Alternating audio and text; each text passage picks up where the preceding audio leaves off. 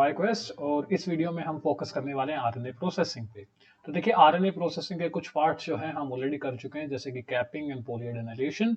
और इस वीडियो पे जो हमारा मेन फोकस होने वाला है that is going to be on RNA splicing and RNA editing. So जैसा कि आप यहाँ पे स्क्रीन पे देख सकते हैं, ये आपकी एक कैजुअल रिप्रेजेंटेशन है सेंट्रल डोग्मा की, जहाँ पे आपको पता है डीएनए जो है ट्रांसक्रिप्शन की प्रोसेस के थ्रू आरएनए बनाता है। बट आरएनए बनाने से पहले जो आपका बनता है उसको बोलते हैं हम प्री एमआरएनए, जो कि एक ट्रांसक्रिप्ट है, राइट। सो ये डायरेक्टली आरएनए नहीं बनाएगा, और यू कैन से एमआरएनए यहाँ पे मैं डिस्कस कर रहा हूँ। तो यहाँ पे सबसे पहले एक इमेच्योर एमआरएनए जो है वो बनाया जाता है, राइट। और इसके पीछे एक रीजन है। वो रीजन देखिए, वो रीजन क्या है कि यूकैरियोटिक जीन्स जो है, यूकैरियोट्स के अंदर जो यूकैरियोटिक जीन है आपके पास, उनके अंदर दो तरह की अलग अलग सीक्वेंसेस जो हैं वो प्रेजेंट होती हैं, जिसमें से एक होती है आपकी कोडिंग सीक्वेंस और दूसरी को हम बोलते हैं नॉन कोडिंग सीक्वेंस। देखिए नॉन कोडिंग सीक्वेंस जो है उसको हम बेसिकली आप कह सकते हैं कि वो कहलाते हैं आपके इंट्रॉन्स, और जो कोडिंग सीक्वेंस है उनको हम कहेंगे एक्सोन। तो यहाँ से आगे मैं जो कोडिंग और नॉन कोडिंग सीक्वेंसेस हैं इन्हीं के लिए मैं ये वर्ड्स यूज करूंगा, एक्सोन एंड इंट्रॉन्स। तो अगर डेफिनेशन की बात करें तो देखिए एक्सोन एक प्री एमआरएनए का वो पार्ट है जो मैच्योर एमआरएनए में रिटेन किया जाएगा, ओके, जो कि बेसिकली आपके प्रोटीन को कोड करेगा। जो कि नॉन कोडिंग सीक्वेंसेस हैं वो ऐसे यू कैन से सीक्वेंसेस हैं जो आपके दो एक्सॉन्स के बीच में आपकी प्रेजेंट होती हैं। तो मैच्योर एमआरएनए के अंदर आपके पास पोलिए टेल प्रेजेंट होती है, कैप प्रेजेंट होती है, और सिर्फ एक्सॉन्स प्रेजेंट होते हैं, ओके। तो इसी वजह से हम उसको कहेंगे कि क्योंकि अभी देखिए नेक्स्ट स्टेप जो है वो आपका क्या होने वाला है, ट्रांसलेशन होने वाला है, राइट। ट्रांसलेशन जो है उससे प्रोटीन बनेगा, और प्रोटीन में हमें सिर्फ और सिर्फ हमारी कोडिंग सीक्वेंसेस ही चाहिए होती हैं। नाउ हमें नॉन कोडिंग सीक्वेंसेस को अब हटाना है यहाँ से, तो इसके लिए हम एक प्रोसेस का यूज करते हैं जिसको हम बोलते हैं स्प्लाइसिंग। और जैसा कि नाम सजेस्ट कर रहा है, स्प्लाइसिंग का मतलब है कि हम इंट्रॉन्स को कट करके वहां से रिमूव कर देंगे, ओके। तो इस यहाँ से आगे अब देखिए मैं नॉन कोडिंग जो सीक्वेंसेस हैं हमारी उनको इंट्रॉन बोलने वाला हूँ, और जो कोडिंग है उनको एक्सॉन्स। सो जेनेटिक इन्फॉर्मेशन जो है वो आपकी ट्रांसक्रिप्ट हो चुकी है आरएनए के अंदर, तो इंट्रॉन्स को हमें रिमूव करना है, क्योंकि अगर इंट्रॉन्स रहेंगे तो वर्किंग प्रोटीन आपका नहीं बन पाएगा। हालांकि देखिए मैच्योर एमआरएनए के अंदर कुछ रीजन्स ऐसे होते हैं जो कि आपके रिटेन किए जाते हैं, और लेकिन वो नॉन कोडिंग होते हैं, लेकिन वो इंट्रोन नहीं होते, उनको हम बोलते हैं नॉन कोडिंग एक्सोन्स। इनका फॉर एग्जांपल मैं यहाँ पे नॉन कोडिंग जो एक्सोन्स हैं आपके, इनके मैं आपको कुछ एग्जांपल बताता हूँ। फॉर एग्जांपल अगर बात की जाए तो एक मैच्योर एमआरएनए के अंदर 5 प्राइम और 3 प्राइम एंड पे आपके यूटीआर रीजन्स होते हैं, जिनको हम अनट्रांसलेटेड रीजन्स भी बोलते हैं। ये जो है ये आपके नॉन कोडिंग होते हैं, लेकिन ये इंट्रॉन्स नहीं होते। तो क्योंकि अगर आपको ध्यान हो तो जो इंट्रॉन की मैंने आपको डेफिनेशन बताई थी वो क्या थी कि ऐसे सेगमेंट्स, ऐसे सीक्वेंसेस जो दो एक्सोन के बीच में प्रेजेंट हो। तो हमारे ये जो 5 प्राइम जो आपके यूटीआर हैं और जो 3 प्राइम एंड पे प्रेजेंट आपके यूटीआर हैं, ये नॉन कोडिंग सीक्वेंसेस जरूर हैं, लेकिन ये इंट्रॉन्स नहीं है। तो इस चीज का ध्यान रखिएगा। नाउ क्योंकि एक्सोन की जो टेक्निकल डेफिनेशन है वो क्या है कि ऐसी सीक्वेंस जो आपकी मैच्योर एमआरएनए के अंदर रिटेन की जाए, ओके।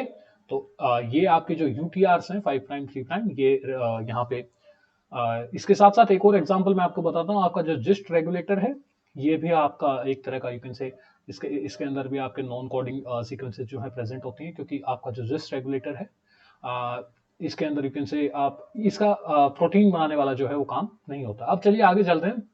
और जैसा कि मैंने आपको बताया कि यूकैरियोटिक जीन्स के अंदर दोनों तरह की सीक्वेंसेस होती हैं, कोडिंग सीक्वेंस भी और नॉन कोडिंग भी, राइट। कोडिंग सीक्वेंसेस को हम बोलते हैं एक्सोन्स एंड नॉन कोडिंग को बोलेंगे इंट्रॉन्स। अब देखिए ये हमारा जीनोमिक डीएनए है, और इसमें जैसा कि आप देख सकते हैं जो आपका ग्रीन पार्ट है ये है आपके एक्सोन्स। तो यहाँ पे आपके पास फॉर एग्जांपल दो एक्सोन्स के बीच में जैसा कि आप देख सकते हैं एक इंट्रॉन प्रेजेंट है यहाँ पे, राइट।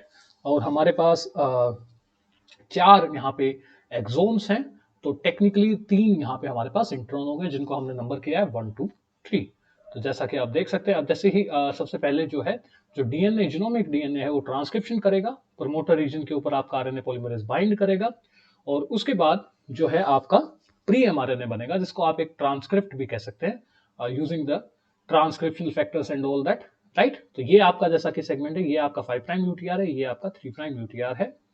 नाउ देखिए ये जो लीडर और नॉन कोडिंग रीजन्स हैं, तो मैं यहाँ पे मेंशन भी कर लेता हूँ 5 prime UTR and 3 prime UTR.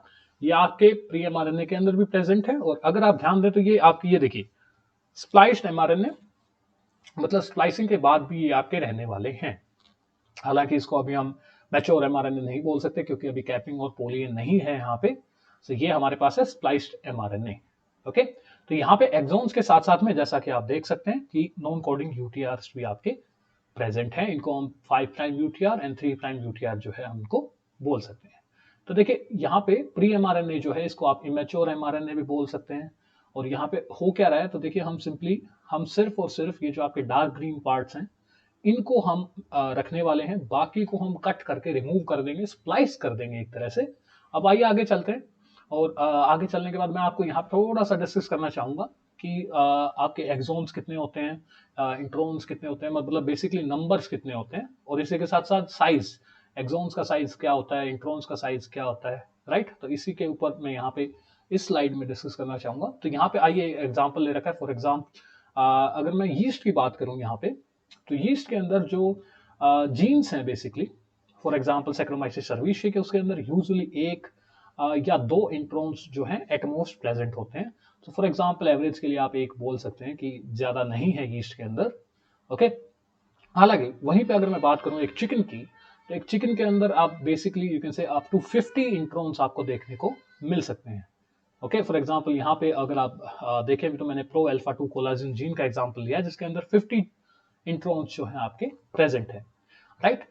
सो इसके बाद हम मूव ऑन करते हैं मोस्ट कॉम्प्लेक्स ऑर्गेनिज्म यानी कि ह्यूमंस। ह्यूमंस जो हैं बेसिकली इनके अंदर द नंबर ऑफ इंट्रॉन्स काफी हाई होता है, एवरेज आई थिंक 8 है, लेकिन फॉर एग्जांपल यहाँ पे टाइटिन जीन की अगर मैं बात करूं तो उसके अंदर 363 आपके इंट्रॉन्स देखने को मिलते हैं। तो नंबर जो है इंट्रॉन्स का ये वेरिएबल होता है। जैसे जैसे ऑर्गेनिज्म की कॉम्प्लेक्सिटी बढ़ती जाएगी नंबर ऑफ इंट्रॉन्स भी बढ़ते जाएंगे। Okay, so basically number of intron का यूज करके आप बता सकते हैं कि ऑर्गेनिज्म कॉम्प्लेक्स है या सिंपल है।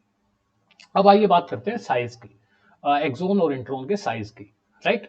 सो बेसिकली यहाँ पे for example before moving forward, यहाँ पे ये एक ग्राफ है जो आपको ये समझने में मदद करेगा कि जो आपका एवरेज नंबर ऑफ इंट्रॉन्स है पर जीन वो कितने होते हैं अलग अलग ऑर्गेनिजम्स में। ओके, सो सबसे पहले जैसा कि आप देख सकते हैं यहाँ पे लक्ष्मीनिया मेजर है बेसिकली, राइट, और लक्ष्मीनिया जो कि एक प्रोटोजोन है। उसके बाद यहाँ पे सैक्रोमाइसिस सर्विशिया ऑलमोस्ट 1, ड्रोसोफिला मेलानोगास्टर जो है ऑलमोस्ट 3 एवरेज है, सी एलिगेंस में ऑलमोस्ट 5 है, और ये आपके Arabidopsis thaliana, M musculus and Homo sapiens इसके अंदर, क्योंकि देखिए माउस और जो ह्यूमंस हैं दे आर बेसिकली मैमल्स। तो आप यहाँ पे एक सिंपल ट्रेंड देख सकते हैं, राइट, कि हम सबसे सिंपल ऑर्गेनिज्म से फॉर एग्जांपल लक्ष्मीनिया ट्रिपेनोसोमा से हम आगे बढ़ के ह्यूमंस तक जा रहे हैं। तो वहां पे जो जैसे जैसे कॉम्प्लेक्सिटी बढ़ रही है तो यहाँ पे आप एक डेफिनेट ट्रेंड देख पा रहे होंगे, जैसा कि आप यहाँ पे देख रहे हैं कि एवरेज नंबर ऑफ जीन जो है वो कॉम्प्लेक्सिटी ऑफ ऑर्गेनिज्म के साथ डायरेक्टली बढ़ रहा है, जिसमें ह्यूमंस में अराउंड 7.5 की जो आपकी एवरेज है कि एक जीन में लगभग 7.5 इंट्रॉन्स जो है आपको देखने को मिलेंगे, क्योंकि बोथ आपके माउस और जो ह्यूमंस है वो मैमल्स हैं, जो कि टेक्निकली अगर मैं बात करूं तो सबसे कॉम्प्लेक्स ऑर्गेनिजम्स में आते हैं इस प्लेनेट अर्थ पे, right, mouse and humans, again mammals basically. अब देखिए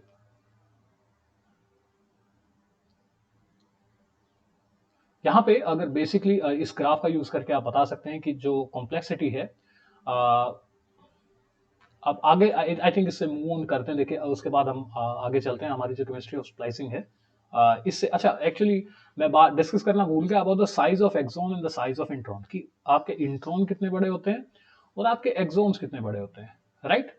तो देखिए यहाँ पे एक एंजाइम का नाम लेते हैं जो फॉर एग्जांपल आपने नाम नहीं सुना होगा, डाईहाइड्रोफोलेट रिडक्टेज जो है, डाईहाइड्रोफोलेट रिडक्टेज, ये आपका इसको लिख लेते हैं, ये हमारा एंजाइम है, राइट। नाउ सबसे पहले इस हम यहाँ पे एग्जांपल लेके चलते हैं, इस जीन के अंदर बेसिकली जो डाईहाइड्रोफोलेट रिडक्टेज है ये लगभग 31 केबी या फिर 31,000 बेस पेयर्स का आपका ये जीन है। अब देखते हैं कि साइज कितना है।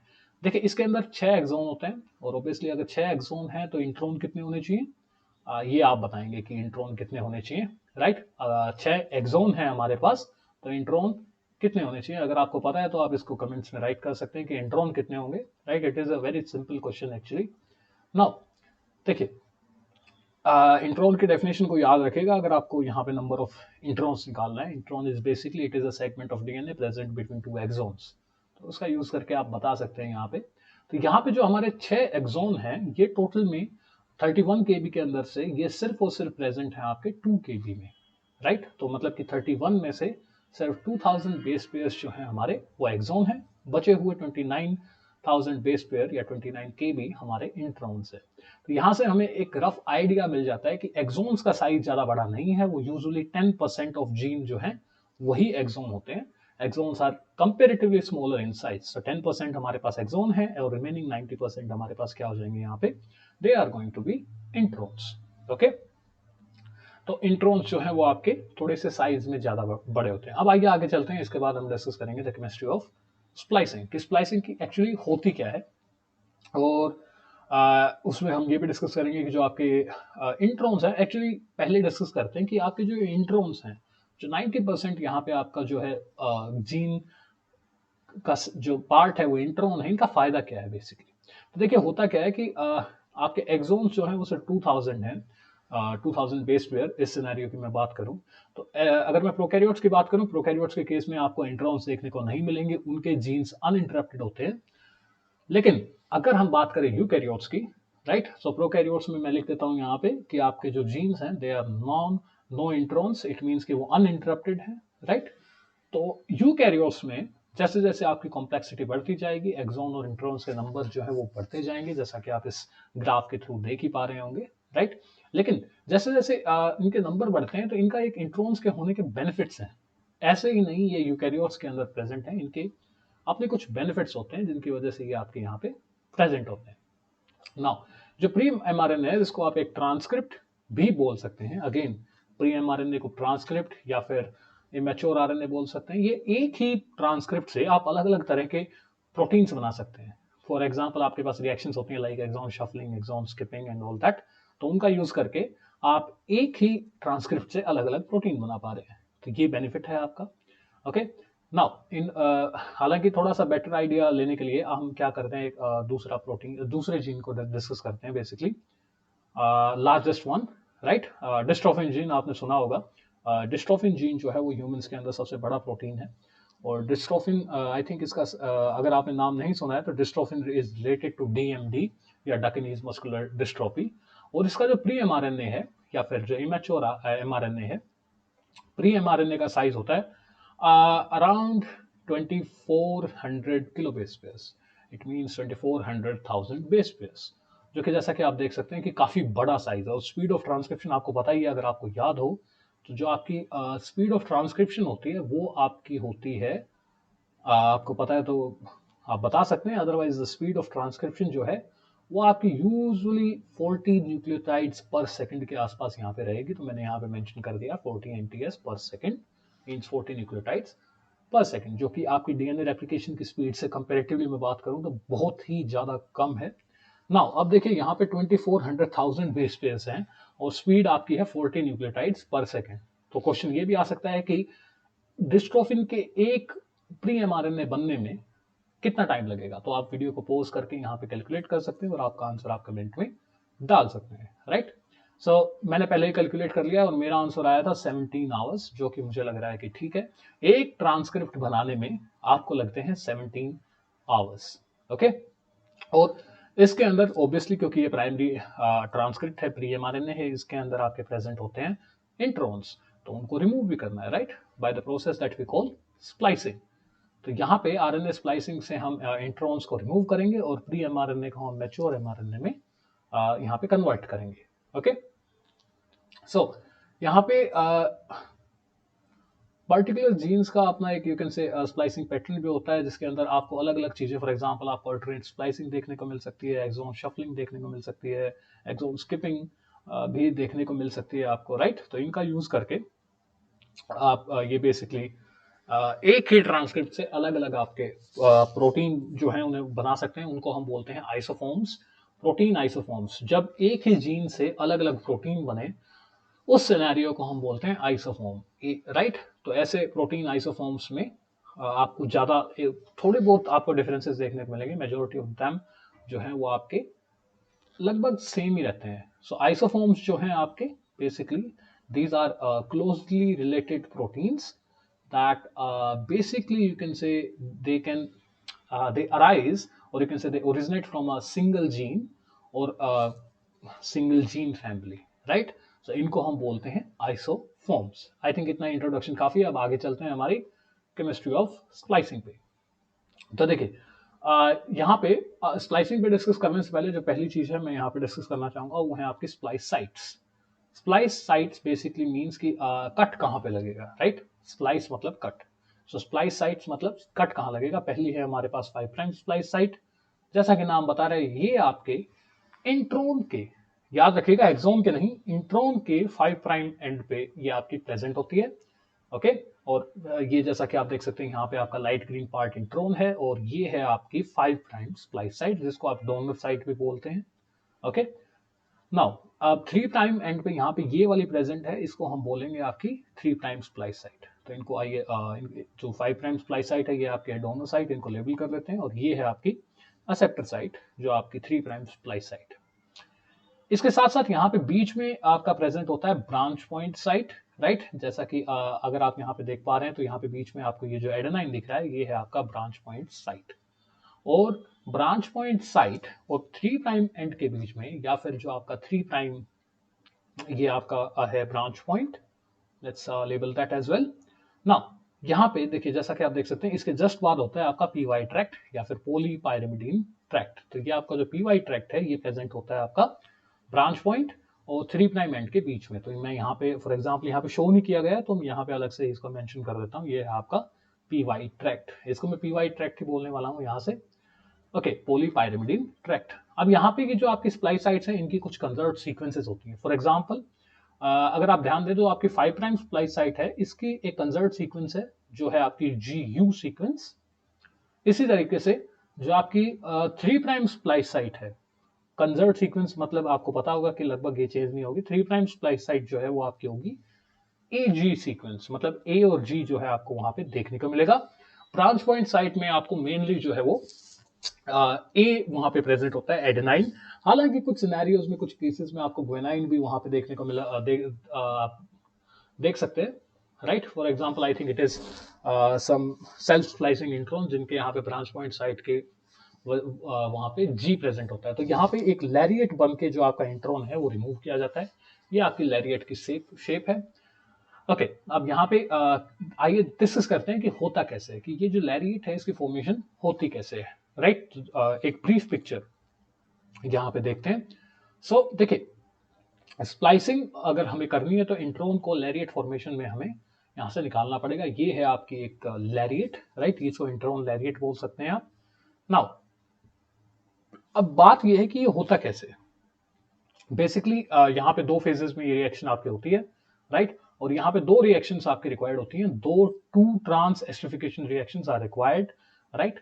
तो आपके पास है first reaction and then second reaction, दोनों का अपना अपना फंक्शन है. तो आइए जो फर्स्ट रिएक्शन है आपकी उसको देखते हैं. जो फर्स्ट रिएक्शन है इसके अंदर होता क्या है, जो आपका ये एडेनाइन ब्रांच पॉइंट के ऊपर जो आपका 2 प्राइम ये हाइड्रोक्सिल ग्रुप है ना, ये एक्ट करेगा.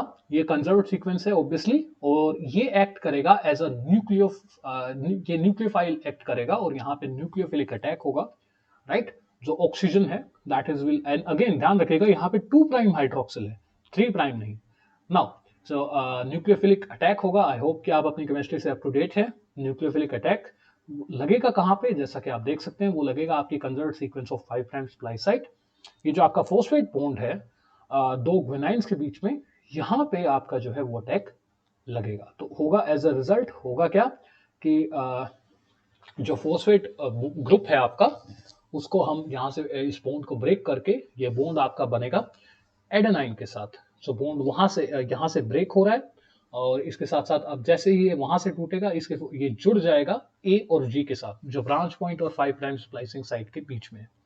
अब यहाँ पे जैसा कि आप देख सकते हैं ये एक अलग सा जंक्शन बनता है. इसको आप ये मतलब एक T पॉइंट की तरह है जिसको हम बोलते हैं द 3-वे जंक्शन. जो आपका 3-वे जंक्शन, सो ये देखिए जो ये आपकी आउटकम है जो 3-वे जंक्शन है, इसको हम आगे डिटेल में भी देखेंगे. अब इसके बाद आती है आपकी सेकंड रिएक्शन. जो आपका एक्सोन का 3 प्राइम एंड है वहां पे प्रेजेंट जो 3 प्राइम हाइड्रोक्सिल ग्रुप है उसका जो ऑक्सीजन है वो obviously again it will act as it will do a nucleophilic attack on the 3 prime splice site, okay, तो यहाँ पे भी जो दूसरा अटैक होगा that is also going to be nucleophilic attack. तो यहाँ पे दोबारा से न्यूक्लियोफिलिक अटैक लगाया जाएगा। कहाँ पे?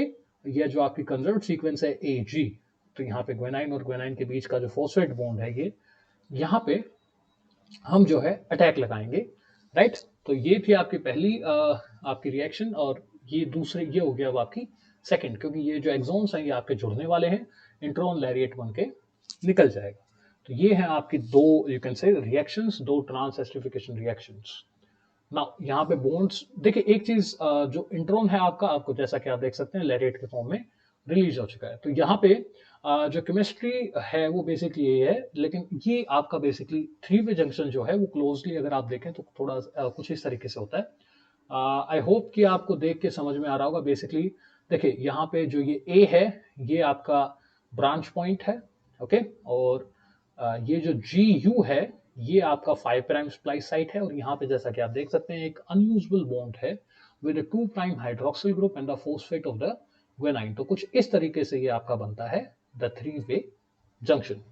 नाउ अब थोड़ा सा आइए क्लोजर लुक लेते हैं कि स्प्लाइसिंग होती क्या है, मतलब कैसे है। कि हमने जो केमिस्ट्री है वो हम डिस्कस कर चुके हैं, लेकिन अब आगे हम थोड़ा सा चलते हैं और हम देखते हैं कि ये जो आपके SNRNPs हैं ये क्या होते हैं, जिनको हम स्नर्फ्स भी बोलते हैं। ओके, जो स्नर्फ्स हैं या SNRNP ये क्या है, तो आइए इनको डिस्कस करते हैं। सबसे पहले बेसिकली बिल्कुल डीप में जाने से पहले मैं यहाँ पे कुछ चीज़ें डिस्कस करना चाहूँगा। पहले फॉर एग्जांपल जो स्प्लाइसिंग की प्रोसेस है ये आपकी स्प्लाइसोसोम मशीनरी की हेल्प से की जाती है, राइट। स्प्लाइसोसोम भी बोल सकते हैं आप। स्प्लाइसोसोम जो है वो बेसिकली इस रिएक्शन को करवाता है, और ये काफ़ी एक बड़ा यू कैन से राइबोन्यूक्लियोप्रोटीन है, और इसके अंदर आपके राइबोसोम की तरह एग्जैक्टली इसका साइज भी ऑलमोस्ट सेम होता है राइबोसोम जैसा ही।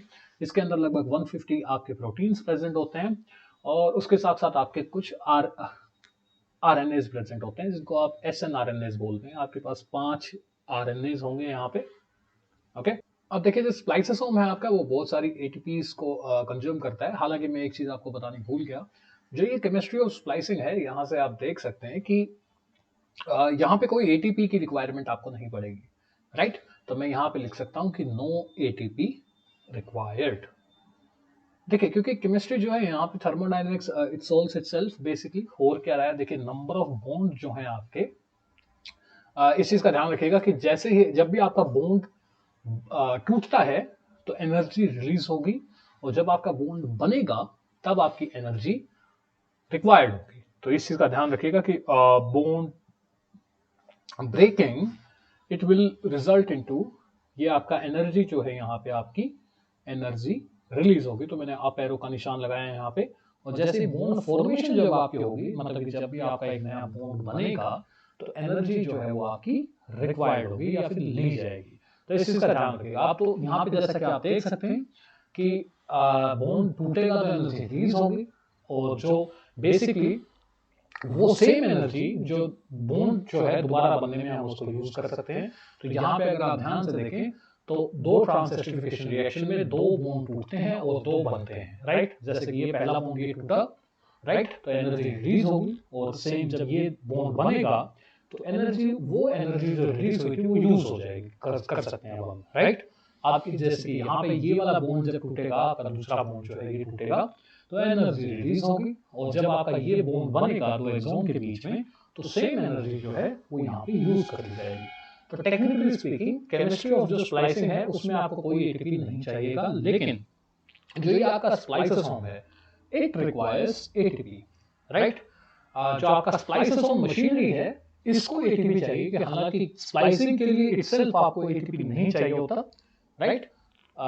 लेकिन स्प्लाइसोसोम को बेसिकली आपके ATP की, एक्चुअली नॉट ATP, इसको काफी ATPs की यहाँ पे जरूरत पड़ने वाली है for a single splicing reaction. एक स्प्लाइसिंग रिएक्शन को करने में इसको काफी ज्यादा यहाँ पे ATPs की जरूरत पड़ने वाली है, राइट। तो क्योंकि अगेन जैसा कि मैंने आपको बताया था ये एक राइबोसोम की तरह है, राइट। और राइबोसोम जैसा कि आपको पता है कि वो यहाँ पे स्प्लाइसोसोम जो है वो सारी एनर्जी यूज करने वाला है असेंबली के लिए और प्रोसेस को कैटलाइज करने के लिए।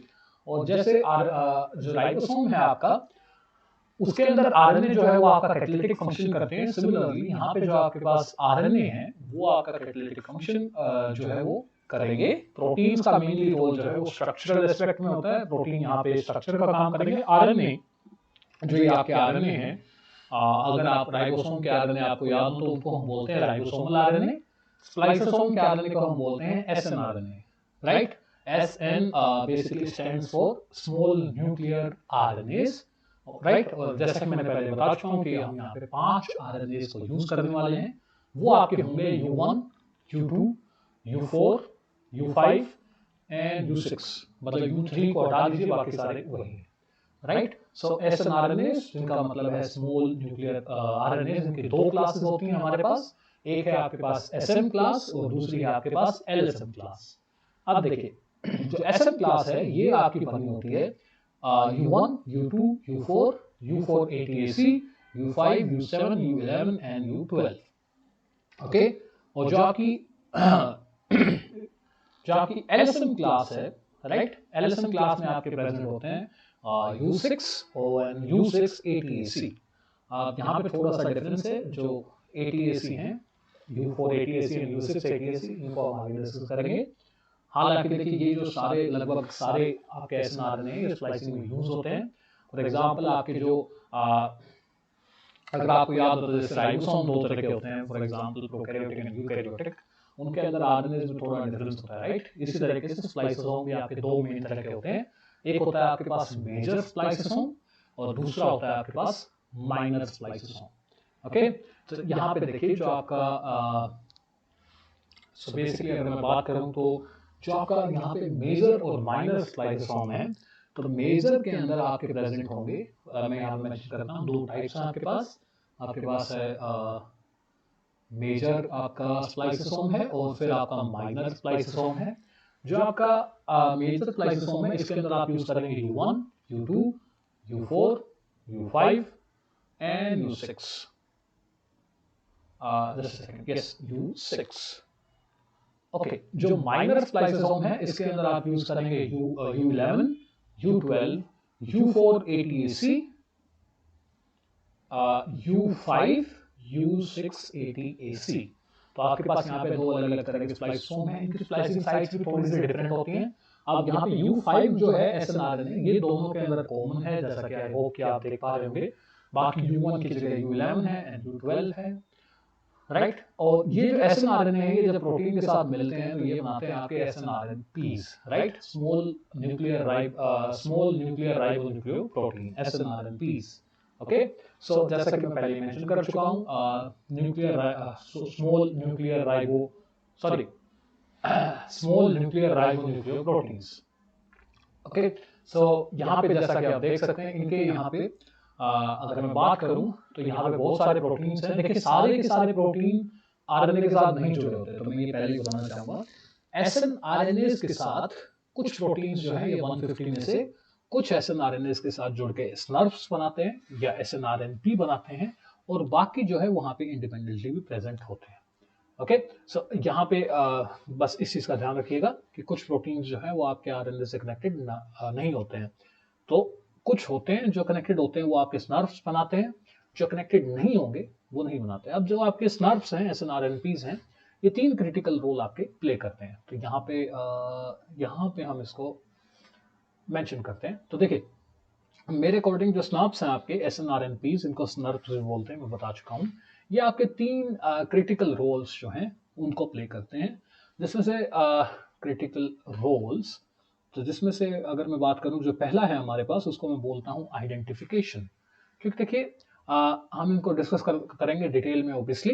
पहला है आपका आइडेंटिफिकेशन, और जो सेकंड है वो आपका बेसिकली कैटालिसिस है, जिसमें आप बॉन्ड्स को तोड़ रहे हैं, राइट। और जो थर्ड है एक्चुअली कैटालिसिस का ही पार्ट है, इसको हम बोलते हैं joining, right. So according to me ये आपके 3 क्रिटिकल फंक्शंस हैं या रोल्स हैं स्नर्फ्स के, और इनको एग्जीक्यूट करने के लिए बेसिकली जो स्नर्फ्स हैं आपके ये अलग अलग तरह की इंटरेक्शंस का यूज करते हैं। For example RNA RNA interactions, RNA protein interactions and protein protein interactions. तो 3 अलग अलग इंटरेक्शंस का यूज करके यहाँ पे ये प्रोसेसेस की जाती है। नाउ अब जैसा कि आप देख सकते हैं यहाँ पे मैंने मेजर और माइनर स्प्लाइसोसोम के बीच जो साइट्स हैं, जो स्प्लाइसिंग साइट्स हैं, उनके अंदर जो डिफरेंस है वो मैंने यहाँ पे थोड़ा सा आपको डिनोट किया। जैसा कि आप देख सकते हैं U2 टाइप मतलब कि मेजर और U12 टाइप मतलब कि माइनर। तो इसमें कंफ्यूज मत होना, U2 या U1 टाइप जो है वो आपका मेजर होता है, U11 या U12 टाइप जो है आपका माइनर होता है। तो यहाँ पे डिफरेंस क्या है देखिए, जैसा कि आप देख सकते हैं ब्रांचिंग साइट ऑलमोस्ट सेम है, राइट। दोनों के ऊपर एडेनाइन आपका यहाँ पे प्रेजेंट है, और जो आपका 5 प्राइम स्प्लाइस साइट है इसके ऊपर मेजर के अंदर जो सीक्वेंस है वो रहेगी आपकी GU यानी ग्वेनाइन एंड यूरेसिल। लेकिन अगर मैं बात करूं जो आपका माइनर स्प्लाइसोसोम है इसमें आप AU भी आपको मिल सकती है और GU भी मिल सकती है। आमतौर पे AU ही आपको देखने को मिलती है, राइट। माइनर के केस में, मेजर के केस में GU देखने को मिलेगी, तो इस चीज़ का ध्यान रखिएगा। इसके बाद जो आपका ब्रांचिंग पॉइंट है वो दोनों के अंदर सेम है, हालांकि कुछ टेक्स्ट के अंदर आपको ग्वेनाइन भी देखने को मिलेगा, हालांकि मोस्टली आपको यहाँ पे एडेनाइन ब्रांच साइट पे एडेनाइन ही देखने को मिलता है, राइट। और इसके बाद देखिए यहाँ पे जो आपका 3 प्राइम स्प्लाइस साइट है मेजर के केस में, जैसा कि आपको यहाँ पे आई होप कि आप देख भी पा रहे होंगे, यहाँ पे मेनली आपके प्रेजेंट होते हैं ANG, राइट। ये रहा, तो जैसा कि आप देख सकते हैं हमारे पास यहाँ पे ANG है 3 प्राइम स्प्लाइस साइट पे। लेकिन in the case of the minor spliceosome यहाँ पे आपको AC भी देखने को मिल सकता है और AG भी देखने को मिल सकता है, राइट। तो एक्चुअली AG जो है वो मोस्टली देखने को मिलता है, बट AC भी आपको देखने को मिल सकता है। तो यहाँ पे जैसा आप देख सकते हैं ये U2 एंड U12 डिपेंडेंट जो स्प्लाइसोसोम लिखा हुआ है, U2 मतलब मेजर और U12 मतलब माइनर, तो इस चीज में कंफ्यूज मत होइएगा, राइट। तो यहाँ पे मैंने आपको बेसिकली बता दिया है कि जो SNRNAs हैं और ये इनके 3 क्रिटिकल रोल्स क्या हैं, राइट। और यहाँ पे थोड़े से एक्सेप्शन है, फॉर एग्जांपल आपको दिख रहे होंगे जो आपका U7 है वो किसी भी स्प्लाइसोसोम में यूज नहीं हो रहा। तो जो U7 SNRNP है इसका फंक्शन एक एक्चुअली हिस्टोन की तरह होता है, जो आपके हिस्टोन प्रोटीन्स हैं इनकी तरह इसका फंक्शन होता है। और ये काफी अलग अलग, you can say for example इसका role pre mRNA end processing, 3 prime end processing जो आपकी होती है, जो पॉली ए टेल एडिशन है उसके अंदर यूज होता है। U7 का मेनली स्प्लाइसिंग में रोल नहीं है। इसके साथ साथ जो आपका U1 है, राइट, U1 ऑब्वियसली आपका स्प्लाइसिंग में रोल प्ले करता है, लेकिन इसके साथ साथ इसके कुछ और फंक्शन भी हैं। फॉर एग्जांपल ये आपके मैसेंजर आरएनए को प्रोटेक्ट करता है, राइट, एंड ऑल दैट। अब आगे चलते हैं, तो हमारे पास जैसा कि आप देख सकते हैं यहाँ पे ये हैं स्टेप्स इन स्प्लाइसिंग। तो जैसा कि आप देख सकते हैं मैंने यहाँ पे आई थिंक कितने हैं ये, सो जस्ट सेकंड, या सो सबसे पहले अब यहाँ पे ये स्टेप्स हैं। फॉर एग्जांपल पहला स्टेप जो है वो है इनिशियल रिकॉग्निशन। इनिशियल रिकॉग्निशन में जो आपका U1 है वो रिकॉग्नाइज करेगा आपके 5 प्राइम स्प्लाइस साइट को, right, using the complementary base pairing. RNA की इंटरेक्शन होगी यहाँ पे, और इनको मैं एक्चुअली ब्रीफली डिस्कस करना चाहूंगा, ज्यादा डिटेल में नहीं जाएंगे हम यहाँ पे, राइट, क्योंकि इनको बाद में मैंने बहुत डिटेल में ऑब्वियसली हम डिस्कस करेंगे। अगला है सब्सिक्वेंट रिकॉग्निशन, राइट, मतलब कि जो U6 SNRNA है वो टेक ओवर करेगा, U1 को हटा देगा और 5 प्राइम स्प्लाइस साइट से बाइंड करेगा। ओके, उसके बाद सब्सिक्वेंट रिकॉग्निशन जैसे ही आपका हो जाएगा, यहाँ पे रिप्लेसमेंट होगी, इस चीज का ध्यान रखिएगा, U6 U1 को रिप्लेस कर देगा, ओके, और 5 प्राइम स्प्लाइस साइट पे खुद बैठ जाएगा। उसके बाद है ब्रांच साइट रिकॉग्निशन, जहां पे आपका U2 SNRNA जो है वो रिकॉग्नाइज करेगा और बाइंड करेगा ब्रांच साइट पे। ओके, इसके बाद होगी आपकी इंटरेक्शन U2 और U6 के बीच में, इस चीज का ध्यान रखिएगा। ये बेसिकली आपके स्टेप्स हैं, इनमें ज्यादा डिटेल में आपको ध्यान रखने की जरूरत नहीं है। ये आगे अगर आपको प्रोसेस याद है तो स्टेप्स ऑब्वियसली याद हो जाएंगे। यहाँ पे आपको role of U2AF stands for auxiliary factor, U2 auxiliary factor, जिसका काम होता है आपके पॉलीपायरिमिडीन ट्रैक्ट को आइडेंटिफाई करना, ओके, और जो 3 प्राइम स्प्लाइस साइट है उसको आइडेंटिफाई करना, और यहाँ पे U2AF की हेल्प करता है आपका। तो ये यहाँ पे जैसा देख सकते हैं मेंशन भी है कि it identifies the PI tract and the 3 prime splice site, okay. So यहाँ पे U2AF की हेल्प करता है आपका BBP stands for branch point binding protein. तो जो बेसिकली आपकी ब्रांच साइट है, ये ब्रांच साइट में बाइंडिंग करता है, ओके। और इनको बेसिकली उसके बाद डिस्प्लेसमेंट हो जाएगी BBP की and loading of SNRNPs obviously. उसके बाद RNA इंटरेक्शन रीअरेंजमेंट, जहाँ पे डेड बॉक्स हेलिकेजेस आपके काम आएंगे। उसके बाद जो है आपका RNA जो है वो बेसिकली यहाँ पे एक्चुअली इसमें ज़्यादा डिटेल में जाने की ज़रूरत नहीं है, हम आगे ऑब्वियसली डिस्कस करने वाले हैं इसको। तो उसके बाद आपका जो स्प्लाइस्ड mRNA है उसको रिलीज़ कर दिया जाएगा और उसके बाद जो है आपका जैसा कि आप देख सकते हैं आपका स्प्लाइसोसोम डिसअसेंबल हो जाएगा। तो ये आपके कुछ प्रोसेसेस हैं यहाँ पे। अब यहाँ पे आइए यहाँ पे देखते हैं थोड़ा सा डिटेल में कि हो क्या रहा है, राइट। सो यहाँ पे मैंने एक साइड में आपके यहाँ जैसा देख सकते हैं डायग्राम में, दूसरी साइड मैंने मेंशन किया है कि हो क्या रहा है। सो सबसे पहला आपका है recognition of the 5 prime splice site, right. जैसा कि आप देख सकते हैं मैं यहाँ पे इसका यूज करके आप दिखाता हूँ। ये आपकी 5 प्राइम स्प्लाइस साइट है जिसके ऊपर ये आपका U1 जो आपका SNRNP है या SNRNA है, आप कुछ भी बोल सकते हैं। सो यहाँ पे U1 SNRNP जो है वो रिकॉग्नाइज करेगा आपकी 5 प्राइम स्प्लाइस साइट को यूजिंग कॉम्प्लीमेंट्री बेस पेयरिंग।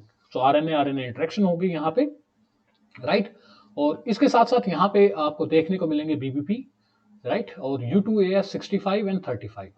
तो इन चीज़ों का ध्यान रखिएगा। जो U2AF और आप ये है U2 ऑक्सिलरी फैक्टर, राइट। यहाँ पे आपको 65 और 35 देखने को मिलेंगे। वो बेसिकली वो आते हैं और वो यू कैन बेसिकली से जो U2AF 65 है वो बाइंड करेगा आपका PY ट्रैक्ट पे, राइट, जो पॉलीपाइरिमिडीन ट्रैक्ट है वहाँ पे बाइंड करेगा। और जो U2AF35 है ये आपका 3 प्राइम स्प्लाइस साइट को रिकॉग्नाइज करेगा। तो यहाँ तक अभी तक रिकॉग्निशन का काम ही चल रहा है, राइट। और इसके साथ साथ BBP यहाँ पे है ऑब्वियसली। आई होप आपको BBP याद होगा, ब्रांच साइट बाइंडिंग प्रोटीन। ये आपके ब्रांच साइट को रिकॉग्नाइज कर रहा है यहाँ पे। मैमल्स के केस में यहाँ पे आपके पास प्रेजेंट होता है SF1 BBP की जगह। ओके, अब इसके बाद देखिए ये आपका अर्ली कॉम्प्लेक्स जो है वो बन चुका है, राइट। ये E इसलिए लिखा हुआ है, E stands for early, right. जहाँ पे U1 आपके 5 प्राइम स्प्लाइस साइट को रिकॉग्नाइज कर रहा है, BBP आपके A ब्रांच पॉइंट को रिकॉग्नाइज कर रहा है, U2AF आपके पॉलीपाइरिमिडीन ट्रैक्ट को रिकॉग्नाइज कर रहा है और U2AF35 3 प्राइम स्प्लाइस साइट को रिकॉग्नाइज कर रहा है। तो यहाँ पे बेसिकली अर्ली कॉम्प्लेक्स में ज्यादातर रिकॉग्निशन का काम होता है। अब इसके बाद E कॉम्प्लेक्स जैसे आपका बन चुका है, जो BBP है E कॉम्प्लेक्स बनने के बाद जो BBP है आपका ब्रांच पॉइंट बाइंडिंग प्रोटीन, इसको U2 SNRNP जो है आएगा और इसको रिप्लेस कर देगा। ओके, तो इस चीज का ध्यान रखिएगा, BBP आपका आप यहाँ पे रिप्लेस हो चुका है। नाउ अब देखिए यहाँ पे ऑब्वियसली जो है U2 SNRNP के बीच में और ब्रांच पॉइंट के बीच में बेस पेयरिंग होती है, जिसकी वजह से यहाँ पे ये बल्ज क्रिएट हो जाता है, जिसमें आपका जो एडेनाइन जो कि पहले नहीं था, जो आपका एडेनाइन है वो पहले नॉर्मल था, अब यहाँ पे वो बल्ज क्रिएट कर देता है U2 SNRNP। जैसे ही आपका U2 SNRNP BBP को रिप्लेस करेगा वो यहाँ पे बल्ज क्रिएट हो जाएगा, राइट। तो कुछ इस तरीके से यहाँ पे रिप्लेसमेंट होती है। उसके बाद ये आपका बनता है यहाँ पे A कॉम्प्लेक्स। और इसके बाद क्या होने वाला है कि बेसिकली हम रिप्लेस करने वाले हैं, right. I am going to be very quick here. और जो आपका U1, इन चीज़ों का ध्यान रखिएगा कि कौन किसको रिकॉग्नाइज कर रहा है, क्योंकि ये चीज़ आपकी काम आएगी। E कॉम्प्लेक्स में ज़्यादातर आइडेंटिफिकेशन का काम होता है, मैं बता चुका हूँ। अब इसके बाद देखिए हमें यहाँ पे ये चीज़ जरूरी है कि एक्सोन इंट्रोन के जो जंक्शन हैं उनको रिकॉग्नाइज करें। अब इसके बाद बनता है आपका A complex, B complex, right, C complex. तो ये आपकी ABCD जो है वो नॉर्मल रहेगी। पहला ध्यान रखिएगा कि पहला E कॉम्प्लेक्स है। अब इसके बाद U2AF 65 और 35 को रिप्लेस किया जाता है। उसको रिप्लेस करने का काम जो है वो आपके करेंगे ये U4, U5, U6, इसको हम बोलते हैं।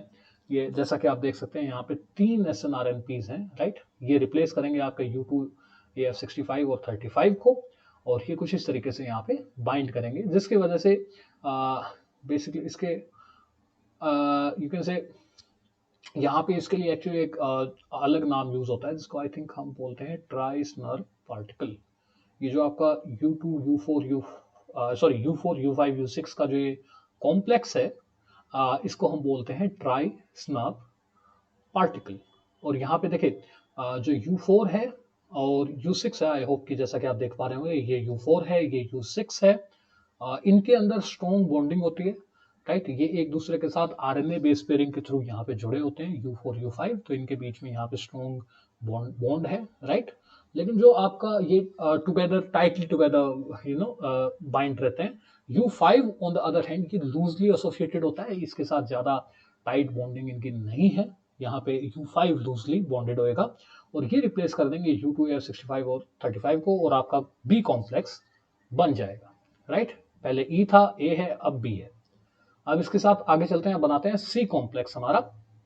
अब देखिए C कॉम्प्लेक्स आपका बनेगा, तो इसके लिए हो क्या रहा है, थोड़ा सा ध्यान रखिएगा यहाँ पे क्या हो रहा है यहाँ पे।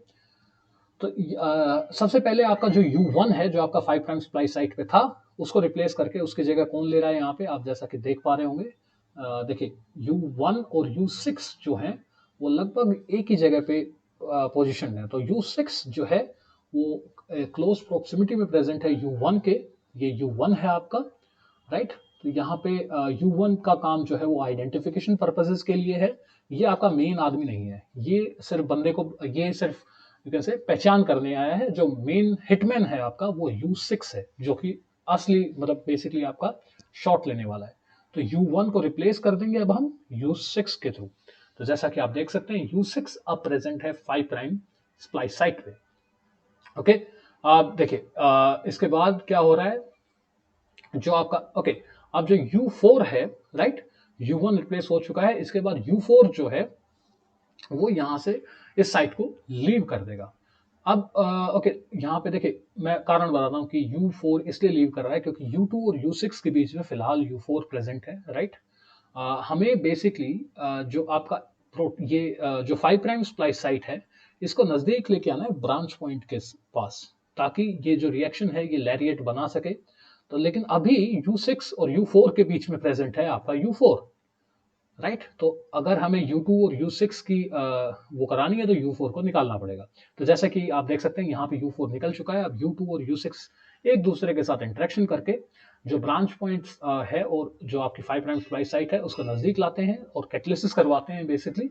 राइट, तो कैटलिसिस में एक्चुअली होता क्या है, यही होता है ना कि जो एक्टिव जो आपकी जो साइट्स हैं उनको नजदीक लाया जाता है कुछ इस तरीके से कि रिएक्शन थोड़ी सी आसान हो जाए। तो यहाँ पे ये जो चीज बन रही है जैसा कि आप देख रहे हैं, इनको नजदीक लाया जा रहा है। एक्चुअली में 3D में अगर आप देखेंगे तो ये थोड़ा सा ज्यादा आसान दिखेगा, बट यहाँ पे 3D रिप्रेजेंटेशन नहीं है। तो बेसिकली आपकी U6 और U2 जब इंटरेक्शन करेंगे तो वो दोनों साइड्स को एक दूसरे के नजदीक ले आएंगे, फेवरेबल कंडीशंस बनाएंगे और रिएक्शन आपकी हो जाएगी। राइट, तो जैसा कि आप देख सकते हैं कि यहाँ पे हमें इन दोनों के बीच की जो डिस्टेंस है वो यहाँ पे कितनी ज्यादा है, और यहाँ पे हम उसको कम कर चुके हैं। यहाँ पे दोनों के बीच में जैसा कि आप देख सकते हैं दोनों काफी नजदीक आ चुके हैं, क्योंकि स्प्लाइसोसोम जो है U2 U6 वो उन्हें नजदीक ला रहा है। और जैसे ही आपका U4 लीव करेगा यहाँ पे कैटलिसिस हो जाएगी और लैरिएट फॉर्मेशन कुछ इस तरीके से आपका लैरिएट बन जाएगा। तो ये है आपकी पहली ट्रांस एस्टरिफिकेशन रिएक्शन। और जो दूसरी ट्रांस एस्टरिफिकेशन रिएक्शन है वो तो काफी सिंपल है एक्चुअली। इसमें होता क्या है, जो आपकी जो 5 प्राइम स्प्लाइस साइट है, सॉरी 3 प्राइम एंड है एक्सोन का, वो 3 प्राइम स्प्लाइस साइट के साथ यहाँ पे अटैक लगाएगा और इसके अंदर एक्चुअली U5 का रोल होता है। राइट, मुझे पता है कि आप लोग देख नहीं पा रहे होंगे कि ये कैसे, मैं आपको एक्चुअली दिखा भी नहीं पाऊंगा क्योंकि 3D में ये सब होगा। तो एक्चुअली होता क्या है कि U5 जो है वो दोनों एक्सोन्स को क्योंकि यहाँ पे 3D पिक्चर हमारे पास नहीं है, U5 बस ऐसा मान लीजिए कि U5 जो है इस एक्सोन को और ये हमारा दूसरा एक्सोन है, इनको एक दूसरे के नजदीक लाएगा ताकि हमारी दूसरी ट्रांस एस्टरिफिकेशन रिएक्शन जो है वो जल्दी से हो जाए। ओके, सो यहाँ पे बेसिकली जैसे ही ये रिएक्शन होगी हमारा जो स्प्लाइसोसोम है वो एक्सोन्स अलग हो जाएंगे, इंट्रॉन लैरिएट की फॉर्म में रिलीज हो जाएगा और हमारी जो स्प्लाइसोसोम है वो डिसअसेंबल हो जाएगा। नाउ ये रिएक्शन देखिए फुल प्रूफ नहीं है। राइट, मैं यहाँ पे ये बताना चाहूंगा कि यहाँ पे जैसा कि आपने देखा होगा कि जो असेंबली मैंने आपको दिखाई कि पहले कौन आएगा बाद में कौन आएगा, तो ये एक्चुअली में वेरिएबल होती है, ये बिल्कुल फुल प्रूफ या फिक्स नहीं है। यहाँ पे वेरिएशंस जो है वो आपको बिल्कुल देखने को मिलेंगे। वेरिएशंस बेसिकली मतलब कि जरूरी नहीं है कि U1 पहले लीव करे U4 बाद में करे, तो इस चीज का ध्यान रखिएगा। और यहाँ पे हमें एक चीज का ध्यान रखना है एक्सोन डेफिनेशन का भी, क्योंकि देखिए हो सकता है कि ड्यू टू सम इश्यूज कि गलती से कोई स्प्लाइस साइट मिस हो जाए, तो स्प्लाइसिंग मशीनरी जो है वो नहीं चाहती कि कोई स्प्लाइसिंग जो वो है स्प्लाइसिंग साइट जो है वो मिस हो जाए, तो इसलिए हम यहाँ पे यूज करेंगे स्प्लाइसिंग इनहेंसर्स का। Right, so basically splicing enhancers, just a second, I think मैंने mention किया था यहाँ पे। okay, so basically मैं यहाँ पे ये कहना चाहूंगा कि स्प्लाइसिंग एनहेंसर को हम बाद में देखेंगे कि जो ये जो सीक्वेंस है ये आपकी फिक्स नहीं है, ये यू कैन से ये सबसे एक्सेप्टेबल मैकेनिज्म है जो हम यू कैन से हमने देखा है अभी तक, right. This is the most acceptable reaction. हालांकि जो वेरिएशन आपके बिल्कुल आ सकते हैं। एक चीज का और बिल्कुल ध्यान रखिएगा कि ये जो रिएक्शन है हमारी, जो स्प्लाइसिंग रिएक्शन है, ये ऑलवेज फॉरवर्ड डायरेक्शन में जाएगी, कभी बैकवर्ड डायरेक्शन में नहीं जाएगी, राइट। क्योंकि ऐसा मान लीजिए कि बेसिकली जो स्प्लाइसिंग है, splicing process is always just a second, is always forward, right. तो ये होता है ऐसे हमेशा फॉरवर्ड में क्यों हो जाती है? क्योंकि रिएक्शन तो रिवर्सिबल होती है एक्चुअल में ये, लेकिन ये हमेशा फॉरवर्ड ही जाएगी। क्योंकि इसका कारण ये है कि बेसिकली जैसे ही आपकी ये प्रोसेस यू कैन से जैसे ही स्टेप्स प्रोसेस कंप्लीट होती है, आपका जो स्प्लाइसोसोम है वो डिसअसेंबल हो जाएगा। ये जो आपको दिख रहा है ना, ये आपका डिसअसेंबल हो जाएगा। जो ये आपके स्प्लाइसोसोम्स हैं, ये आपके रिएक्शन करवाते ही ये डिसअसेंबल हो जाएंगे, ताकि आपका इंट्रॉन लेरेट की फॉर्म में रहे और एक्सोन आपका अलग रहे। तो यहाँ पे जो स्प्लाइसिंग एनहेंसर्स हैं वो इसमें हेल्प करते हैं basically. Okay, so let me just let me give you an example. For example PRP22 जो है वो एक स्प्लाइसिंग एनहेंसर है, और इसका एक्चुअली में जो PRP2 है ये एक्चुअली में एक RNA हेलिकेज है। इसकी ATPase एक्टिविटी भी होती है, तो बेसिकली ये ATP डिपेंडेंट आपका RNA हेलिकेज है, राइट। और ये काफी काफी काफी सारे काम करता है एक्चुअली जो आपका PRP22 है, राइट। फॉर एग्जांपल कि आपका सेकंड ट्रांसएस्टिफिकेशन रिएक्शन में भी इन्वॉल्व है। सो यहाँ पे मैं लिख देता हूँ कि सेकंड ट्रांसएस्टिफिकेशन, या ओके। इसके साथ साथ ये बेसिकली जो आपका mRNA रिलीज है उसके अंदर भी इसका रोल है, और इसके साथ साथ ये स्प्लाइसोसोम डिसअसेंबली में भी बेसिकली आपका ये रोल प्ले करता है कि जैसे ही आपकी रिएक्शन कंप्लीट होगी ये स्प्लाइसोसोम को डिसअसेंबल कर देगा। तो ये आपका एक बेसिकली एक स्प्लाइसिंग एनहेंसर है जिसका काफी रोल होता है यहाँ पे स्प्लाइसिंग के दौरान, राइट। और एक्चुअली अगर आप PRP22 को किसी तरीके से म्यूटेट कर दें तो एक्चुअली स्प्लाइसिंग रिवर्स डायरेक्शन में भी जा सकती है। ओके, सो PRP22 जो है वो मेक श्योर करता है कि रिएक्शन जो है वो बैकवर्ड डायरेक्शन में ना जाए, हमेशा फॉरवर्ड ही रहे। तो बैकवर्ड को प्रिवेंट करते हैं PRP22। ओके, इसके साथ साथ हम यहाँ पे आई थिंक ये काफी हो चुका है, आइए थोड़ा सा आगे बढ़ते हैं एक्चुअली। ओके, तो यहाँ पे मैंने ये आपको मेंशन किया आपके मेजर और माइनर स्प्लाइसोसोम्स जो हैं ये कैसे काम करते हैं। तो देखिए बेसिकली इनका मैकेनिज्म जो है वो लगभग एक जैसा है। लेफ्ट में मैंने मेजर स्प्लाइसोसोम को रखा है और राइट में मैंने माइनर स्प्लाइसोसोम को रखा है। तो बेसिकली देखिए यहाँ पे चीज जो हो रही है जिसका आपको ध्यान रखना है यहाँ पे, वो ये है कि जो माइनर स्प्लाइसोसोम है, देखिए कॉम्प्लेक्सेस दोनों के अंदर सेम है। सबसे पहले दोनों के अंदर ई कॉम्प्लेक्स बनता है, राइट। तो उसके बाद दोनों के अंदर ए, फिर बी, फिर सी, राइट। तो कॉम्प्लेक्सेस सेम है, ज्यादा डिफरेंसेस यहाँ पे नहीं है। लेकिन आइए थोड़ा सा अगर आप देखना चाहें तो वीडियो को पॉज करके एक बार थोड़ा क्लोज लुक लीजिएगा। तो जैसा कि आप देख सकते हैं कि U1 की जगह यहाँ पे U11 है, U2 की जगह यहाँ पे U12 है, राइट। और अब U5 की जगह हमारे पास U5 और U6 की जगह हमारे पास है U4 और U5 ATAC। हालांकि U5 जो है इनके बीच में कॉमन है, राइट। सो तो रिएक्शन बेसिकली ऑलमोस्ट सेम तरीके से जाती है जैसे मेजर के केस में जा रही थी, बट डिफरेंस यहाँ पे यही है कि U1 की जगह U11, U2 की जगह U12, U4 की जगह U4 ATAC और U6 की जगह U6 ATAC।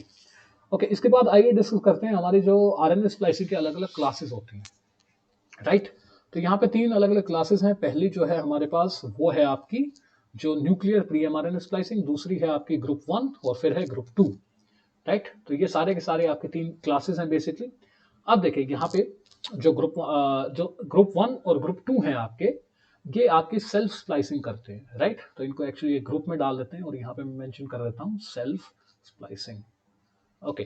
ताकि इससे हमें पता लग जाएगा कि ऐसे इंट्रोन हैं जिनको स्प्लाइसोसोम की जरूरत नहीं होती है, खुद से ही स्प्लाइसिंग कर सकते हैं, right. They are self sufficient, they can do splicing by themselves, right. So actually यहाँ पे होता क्या है कि इंट्रोन क्योंकि एक RNA है वो खुद को फोल्ड कर सकता है, उसके अंदर ऐसी एक सीक्वेंस होती है। Just a second, for example यहाँ पे जैसा कि अगर आप देखें तो जो इंट्रोन है वो स्प्लाइसोसोम की मदद से कुछ ऐसी शेप में आपका जो है चेंज हो चुका है, राइट, उसकी शेप चेंज हो चुकी है। लेकिन जो सेल्फ स्लाइसिंग है उसके अंदर आरएनए जो है वो ये कन्फर्मेशन वो खुद से ही अचीव कर लेता है, उसे एक्सटर्नल हेल्प की जरूरत नहीं पड़ती।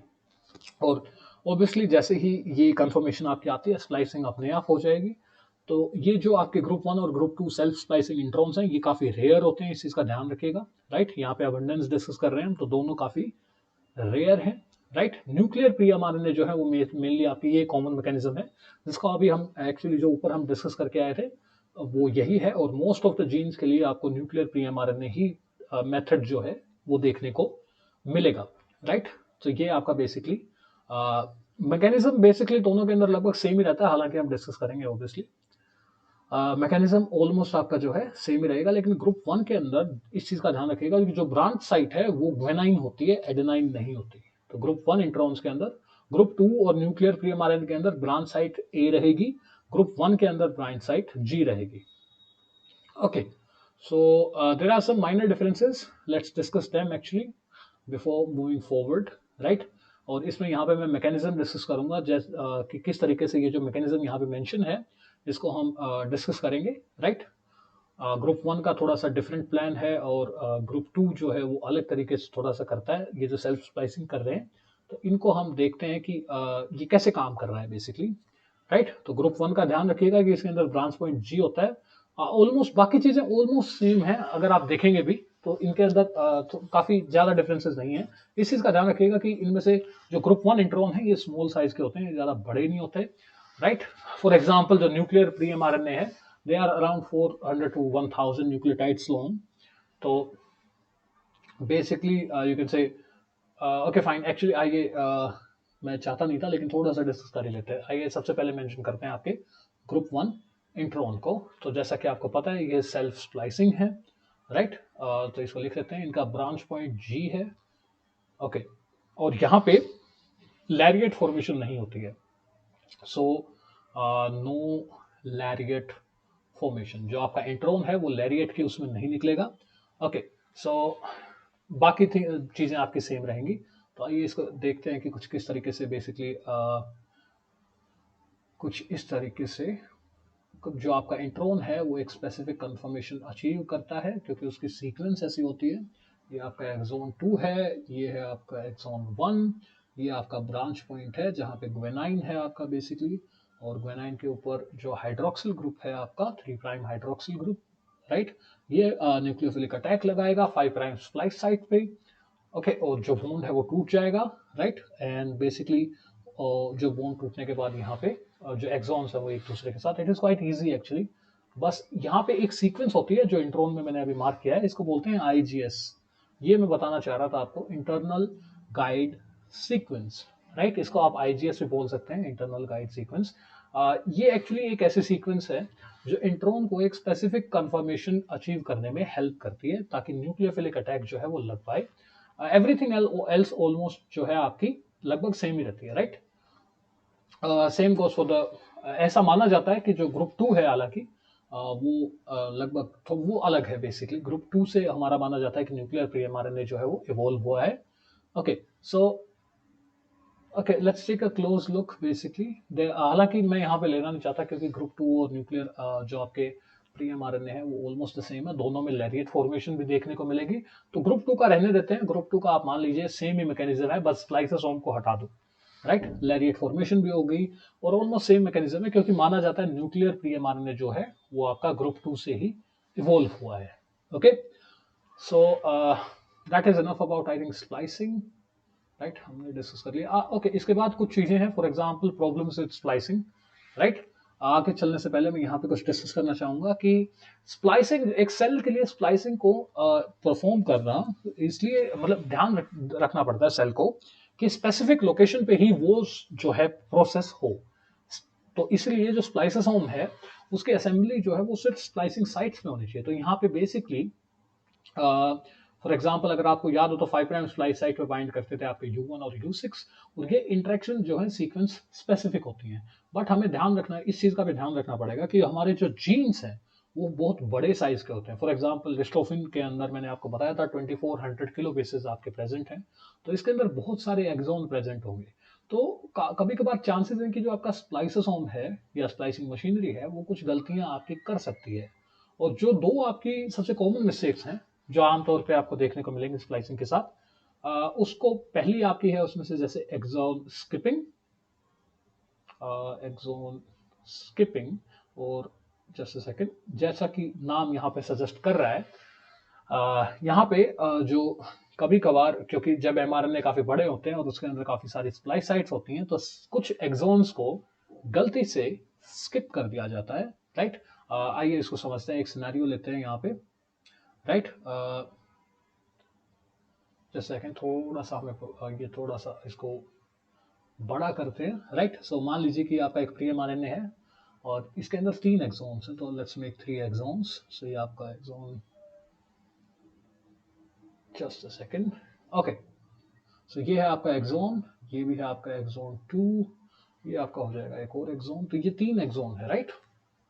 सो ये इंट्रॉन्स को मैं यहाँ पे शेड कर रहा हूँ, इंट्रॉन्स हमें नहीं चाहिए, राइट, हमें इनको रिमूव करना है। लेकिन बेसिकली एक्सोन स्किपिंग में होता है क्या है कि हमने इस एक्सोन को पिक कर लिया, राइट, इस थर्ड एक्सोन को पिक कर लिया लेकिन सेकंड को छोड़ दिया। कभी कभार, क्योंकि कभी कभार प्री एमआरएनए काफी लंबे हो जाते हैं, कुछ एक्सोन्स को हम जो स्प्लाइसेसोम है वो स्किप भी कर देते हैं, तो इस प्रोसेस को हम बेसिकली बोलते हैं आपके एक्सोन स्किपिंग। तो इसमें रिजल्ट क्या होगा कि आपका कुछ इस तरीके का प्रोडक्ट बनेगा जिसमें आपके पास होने तो चाहिए थे 3 एक्सोन, लेकिन पहला आ जाएगा, राइट, और ये आपका तीसरा आ जाएगा, लेकिन सेकंड को हमने मिस कर दिया। इसको एक्चुअली ये काफी कॉमन एरर है एक्चुअली, जो 2 ही एक्सोन यहाँ पे आएंगे। और इसको, इसके बाद जो दूसरा है वो है आपका, जो दूसरी कॉमन इशू है उसको हम बोलते हैं pseudo splicing sites, right, pseudo splice sites. Okay, तो जैसा कि आपको पता है कि pseudo basically means false, right, and splice sites मतलब स्प्लाइस साइट। तो इसका मतलब यहाँ पे आपके पास कुछ फॉल्स स्प्लाइस साइट्स हो सकती हैं, ओके। सो अगर आपको याद हो तो स्प्लाइसिंग साइट पे कंजर्व्ड सीक्वेंसेस होती हैं, right, for example GU in the case of the major spliceosome, okay.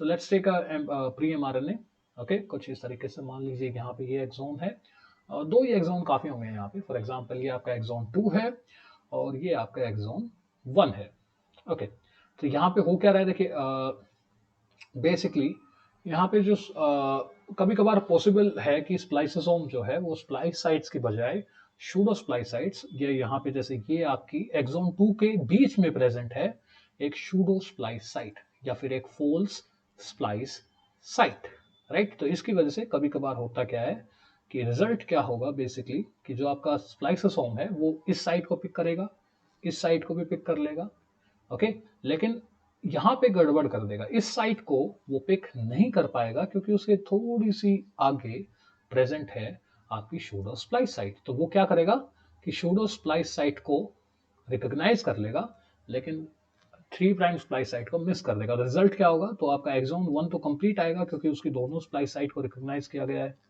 लेकिन एक्सोन 2 जो है वो आपका आधा ही आएगा। तो यहाँ पे एक्चुअली ON2 लिख देते हैं, राइट, क्योंकि आधा ही आया ना, सो एक्सो 2 लिख देते हैं। तो क्योंकि आधा ही आया है, हमने जो स्प्लाइसोसोम है उसने कट गलत जगह लगा दिया। उसने कट कहाँ पे लगा दिया, शूडो स्प्लाइस साइट या फिर फॉल्स स्प्लाइस साइट में। तो इन दोनों ही केसेस में हालांकि जो आपका प्रोटीन बनेगा बेसिकली वो कंप्लीटली यूजलेस होगा, और क्योंकि प्रोटीन सिंथेसिस या ट्रांसलेशन में बहुत ज्यादा एनर्जी लगती है आपकी, तो वो वेस्ट हो जाएगा, राइट। तो हमें मेक श्योर करना है कि ये एरर ना हो। तो 2 मेथड हैं यहाँ पे हमारे पास जिनका यूज करके हम इनको बेसिकली इन 2 प्रॉब्लम्स को अवॉइड कर सकते हैं। 2 methods to avoid these errors, okay. तो आइए यहाँ पे देखते हैं कि वो 2 मेथड हमारे पास जो हैं वो क्या है। इसमें से पहले को बोला जाता है live tracking, so live tracking, okay. So पहला है आपका लाइव ट्रैकिंग, राइट। सो ये बेसिकली आपका मैकेनिज्म है जो एक्चुअली एक्सोन स्किपिंग को और शूडो स्प्लाइस साइट दोनों को ही कर लेगा ये मैनेज। सो लाइव ट्रैकिंग में एक्चुअली होता क्या है, अगर आपको याद हो तो जो आपके स्प्लाइसिंग प्रोटीन है ये आपके प्रेजेंट होते हैं आरएनए पॉलीमरेज की सीटीडी या सी टर्मिनल डोमेन या सी टेल डोमेन के ऊपर, ये आपके प्रेजेंट होते हैं। तो यहाँ पे मेंशन किया है सीटीडी आरएनए पोल मतलब पॉलीमरेज। तो अगर आपने पिछली वीडियो देखी है ट्रांसक्रिप्शन की तो आपको पता होगा कि आरएनए पॉलीमरेज की जो सीटीडी है या टेल है वो आरएनए एग्जिट चैनल के नजदीक प्रेजेंट होती है। तो जैसे ही आरएनए ट्रांसक्रिप्शन करके बाहर निकलता है, राइट, सबसे पहले उसका 5 प्राइम एंड बाहर आएगा ना, तो जैसे ही वो बाहर निकलता है तो आपकी जैसे ही कोई स्प्लाइस साइट दिखती है वहां पे आपके स्प्लाइसिंग प्रोटीन जो है वहां पे जुड़ जाते हैं। तो उसके बाद फॉर एग्जांपल पहले कौन सी आएगी, पहले आएगी आपकी 5 प्राइम स्प्लाइस साइट। तो for example imagine just a second, okay, तो यहाँ पे हमारे पास लेट्स सी ये हमारा सिनेरियो है, इसके अंदर 3 एक्सोन्स को हम ये 1 ये 2 ये 1 और यहाँ पे 3 एक्सोन मैंने ले लिए हैं। ओके, तो ये आपका 5 प्राइम एंड है। ओके, और ये हुआ आपका ओके, सो 5 प्राइम एंड आपका सबसे पहले बाहर आएगा, आपको पता है ट्रांसक्रिप्शन की डायरेक्शन। तो सबसे पहले ये स्प्लाइस साइट बाहर आएगी तो आप स्प्लाइसिंग प्रोटीन इसके ऊपर जुड़ जाएंगे। उसके बाद अगली बन के कौन सी आएगी आपकी ये वाली स्प्लाइसिंग साइट, तो स्प्लाइसिंग प्रोटीन यहाँ जुड़ जाएंगे इंट्रोन के ऊपर। फिर ऑब्वियसली कुछ नहीं होगा। उसके बाद अगली स्प्लाइस साइट कौन सी होनी चाहिए, जो अगली स्प्लाइस साइट है, क्योंकि बेसिकली डायरेक्शन कुछ इस तरीके से 5 प्राइम एंड पहले बाहर आ रहा है, राइट। सो उसके बाद ये वाला स्प्लाइस साइट नेक्स्ट होगा तो इसको रिकॉग्नाइज कर लेंगे, फिर ये नेक्स्ट आएगी तो इसको रिकॉग्नाइज कर लेंगे। तो इस तरीके से चलता रहेगा। तो जैसे जैसे स्प्लाइस साइट बाहर आती जाएंगी बिना किसी स्प्लाइस साइट को मिस किए हम रिकॉग्नाइज कर सकते हैं, हम बेसिकली यू कैन से लाइव ट्रैक कर सकते हैं कि ओके अभी ये स्प्लाइस साइट आएगी तो इसके बाद ये आएगी, उसके बाद वो आएगी। तो इस तरीके से आपका जो स्प्लाइसिंग मशीनरी है वो हेल्प करती है। दूसरा मेथड है आपका एसआर प्रोटीन्स। अब देखिए एसआर बेसिकली स्टैंड फॉर, ये डिनोमिनेशन है यहाँ पे, एस मतलब कि सेरीन, आर मतलब कि आर्जिनिन, राइट। तो SR protein means serine arginine rich proteins. Okay, so serine arginine rich proteins. Okay, so ये हैं आपके SR proteins. Now ये क्या करते हैं, जो SR serine arginine rich proteins हैं ये कुछ सीक्वेंसेस से बाइंड करते हैं। उन सीक्वेंसेस को हम बोलते हैं splicing enhancers, right, exon splicing enhancers. तो ये बेसिकली ये कुछ, let me write that down, actually exonic splicing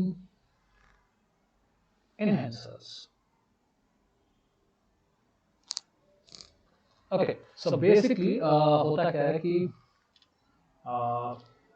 so they bind, okay, actually first जो इसमें सबसे पहले एक्सोन डेफिनेशन यहाँ पे दोबारा आ रही है। तो let's take another look actually.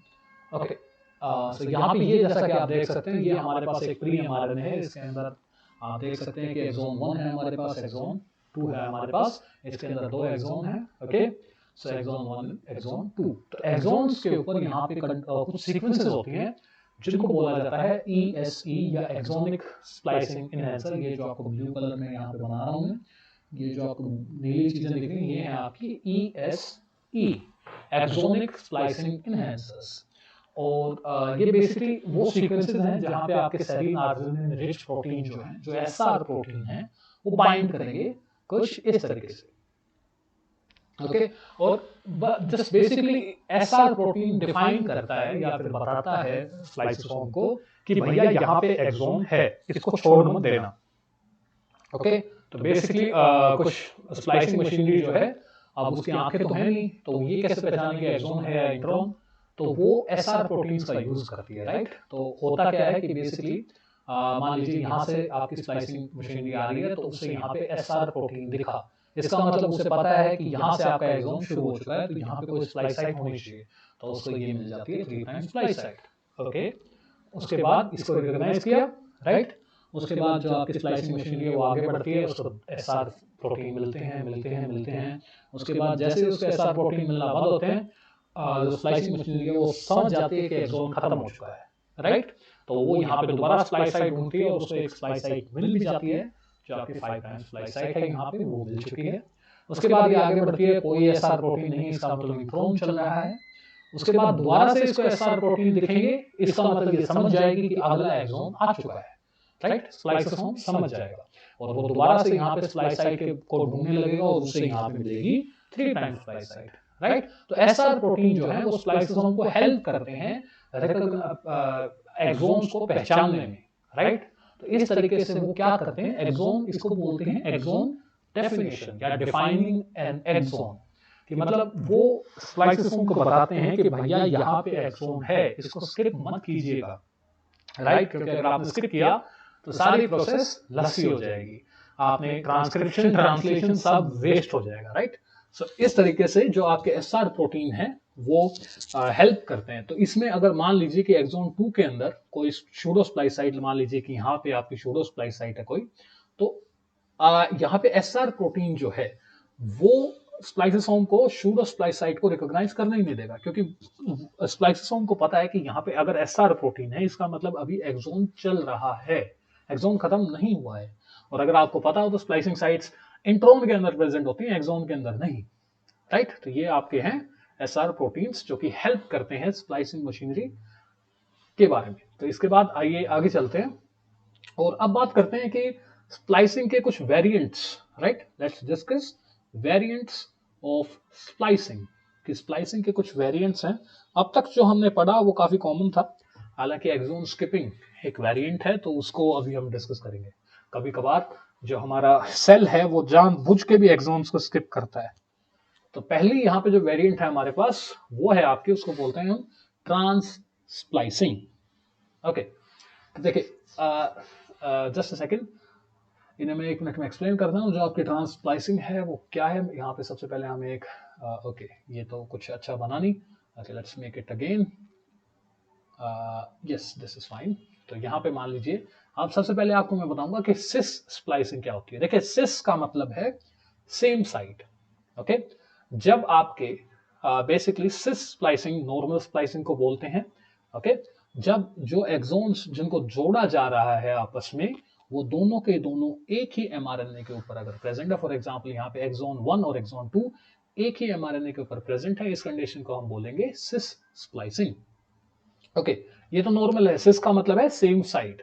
तो यहाँ पे एक्सोन 1 और एक्सोन 2 सेम आरएनए के ऊपर प्रेजेंट है, तो ये हो गया आपका सिस स्प्लाइसिंग। अब आइए एक दूसरा सिनेरियो लेते हैं, ओके। यहाँ पे ये आपका एक एक्सोन है, ये आपका इंट्रोन बना देते हैं, इस पे एक्सोन है ये आपका 1, और यहाँ पे एक दूसरा कलर में यूज करूंगा टू मेक, लेट्स मेक, ये है आपका एक्सोन 2।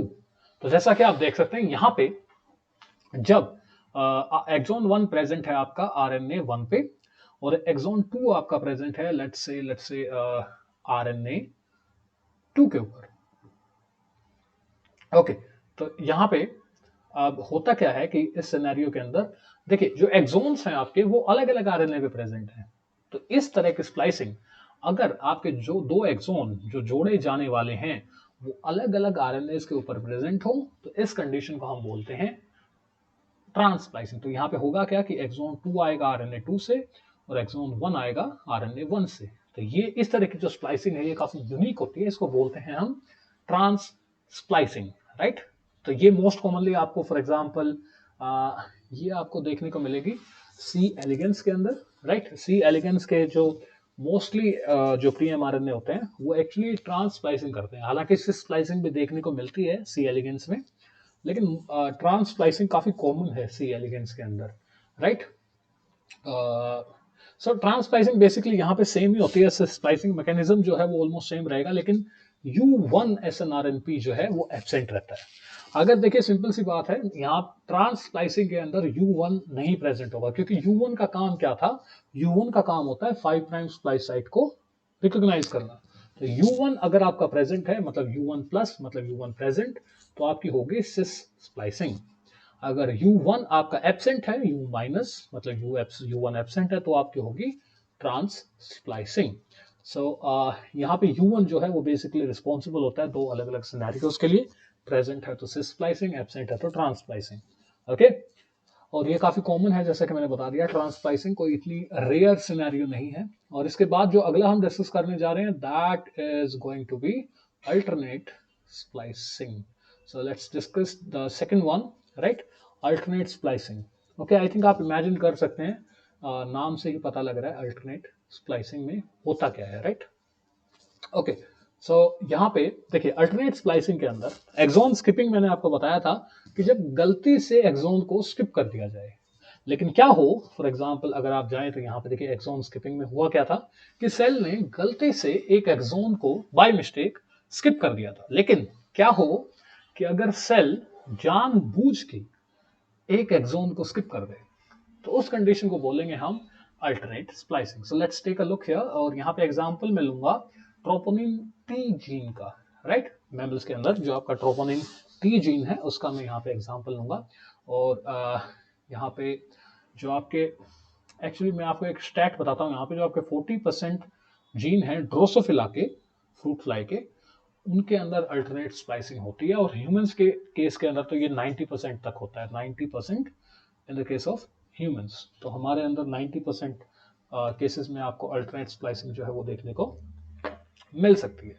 तो ह्यूमन बींग्स के अंदर, बेसिकली मैमल्स के अंदर मैं यहाँ पे एग्जांपल ले रहा हूँ ट्रोपोनिन टी जीन का। ओके, तो यहाँ पे ट्रोपोनिन टी को उसको समझने के लिए बेसिकली यहाँ पे let's take a pre mRNA, ये हमारा प्री एमआरएनए यहाँ पे है। ओके, तो अब यहाँ पे देखिए ये आपका एक प्री एमआरएनए ट्रांसक्रिप्ट है, और यहाँ पे जो येलो कलर में आपको दिख रहे हैं वो आपके एक्सॉन्स हैं। तो इनको नाम दे देते हैं exon 1, exon 2, exon 3, exon 4 and exon 5, right. तो यहाँ पे 5 एक्सॉन है और 4 इंट्रॉन है बेसिकली। ओके, सो जो यहाँ पे होता क्या है कि मैमल्स के अंदर basically it is quite common कि प्री एमआरएनए के अंदर 5 एक्सॉन है, लेकिन मैच्योर एमआरएनए के अंदर सिर्फ 4 एक्सॉन होते हैं। तो इससे आपको क्या पता लगता है कि एक एक्सॉन कहीं ना कहीं स्किप हो रहा है। ओके, सो ये बेसिकली यहाँ पे दो तरीके से मैं बताऊं तो बेसिकली दो अलग अलग सिनेरियोज में आपको ये देखने को मिलेगा। तो दो सिनेरियोज आपको एमआरएनए के अंदर देखने को मिलेंगे।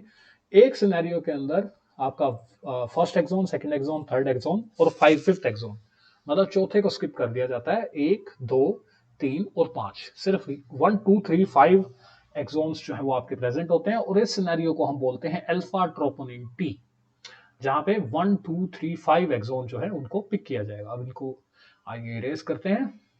अच्छा, दूसरा सिनेरियो जिसको हम बोलते हैं बीटा ट्रोपोनिन टी, उसके अंदर थोड़ा सा अलग है। 4 एक्सॉन होंगे उसके अंदर भी, लेकिन होंगे कौन से? पहला होगा, दूसरा होगा, फोर्थ होगा और फिफ्थ होगा। यहाँ पे हमने 3 को स्किप कर दिया। तो देख रहे हैं अल्टरनेट स्प्लाइसिंग, मतलब एक्सॉन को डिलिबरेटली जानबूझ के स्किप किया जा रहा है। कभी थर्ड को छोड़ दिया जाता है तो कभी फोर्थ को छोड़ दिया जाता है। ओके, तो यहाँ पे ये जो सिनेरियो है आपका बेसिकली, इसको बोलते हैं हम अल्टरनेट स्प्लाइसिंग। और अल्टरनेट स्प्लाइसिंग का यूज करके आप एक जीन से अलग अलग, बेसिकली एक ट्रांसक्रिप्ट से अलग अलग आप प्रोटीन प्रोडक्ट्स बना सकते हैं। बट इसका ध्यान रखिएगा ये एक हाईली रेगुलेटेड प्रोसेस है, ये अपने आप जस्ट नहीं हो सकती, राइट। यहाँ पे ये बहुत ही हाईली रेगुलेटेड सीक्वेंस है। ओके, और ये मैंने ह्यूमंस के केस में तो आपको एग्जांपल दे दिया। ड्रोसोफिला के केस में मैं आपको एग्जांपल देता हूँ। ड्रोसोफिला के अंदर एक जीन होता है डैस्कैम, राइट। जो आपका डैस्कैम जीन है उसके अंदर भी आपको अल्टरनेट स्प्लाइसिंग देखने को मिलेगी। ह्यूमंस के अंदर तो ऑब्वियसली ये जो आपका ट्रोपोनिन है ये मैमल्स का ही केस था, तो ह्यूमंस ऑब्वियसली मैमल्स हैं। Now number of variants again that can be produced using alternate splicing, वो वेरी कर सकते हैं, राइट। तो ह्यूमंस के केस में मेंशन कर दिया मैंने ट्रोपोनिन टी जीन का। Okay, now there are some other methods that you can also use. For example यहाँ पे मेंशन कर सकते हैं। ओके, सो देखिए कुछ अदर मैकेनिज्म हैं, एक्चुअली अलग अलग तरीके हैं जिनसे जो यू कैन से और वेरिएंट्स है स्प्लाइसिंग के। सो यहाँ पे मैं मेंशन करूंगा 5 ways to splice pre mRNA. एक प्री एमआरएनए को स्प्लाइस करने के 5 अलग अलग तरीके क्या हो सकते हैं। तो यहाँ पे मैं इनको एक्सप्लेन नहीं करूंगा ज्यादा, बस मेंशन करूंगा। पहला तो ऑब्वियसली नॉर्मल स्प्लाइसिंग है, नाम से ही पता लग जाएगा दोस्तों, एक्सप्लेन करने की जरूरत नहीं पड़ेगी। तो पहला आपका है नॉर्मल स्प्लाइसिंग।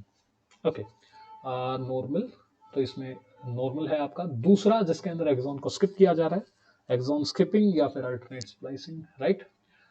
ये आपका दूसरा एक्सॉन को स्किप कर दिया, ये सिनेरियो है। इसके अंदर कभी कभार हम एक्सॉन को एक्सटेंड भी कर देते हैं, मतलब एक्सॉन तो है ही है, उसके साथ छोटा सा पार्ट इंट्रॉन का भी हम ले लेते हैं।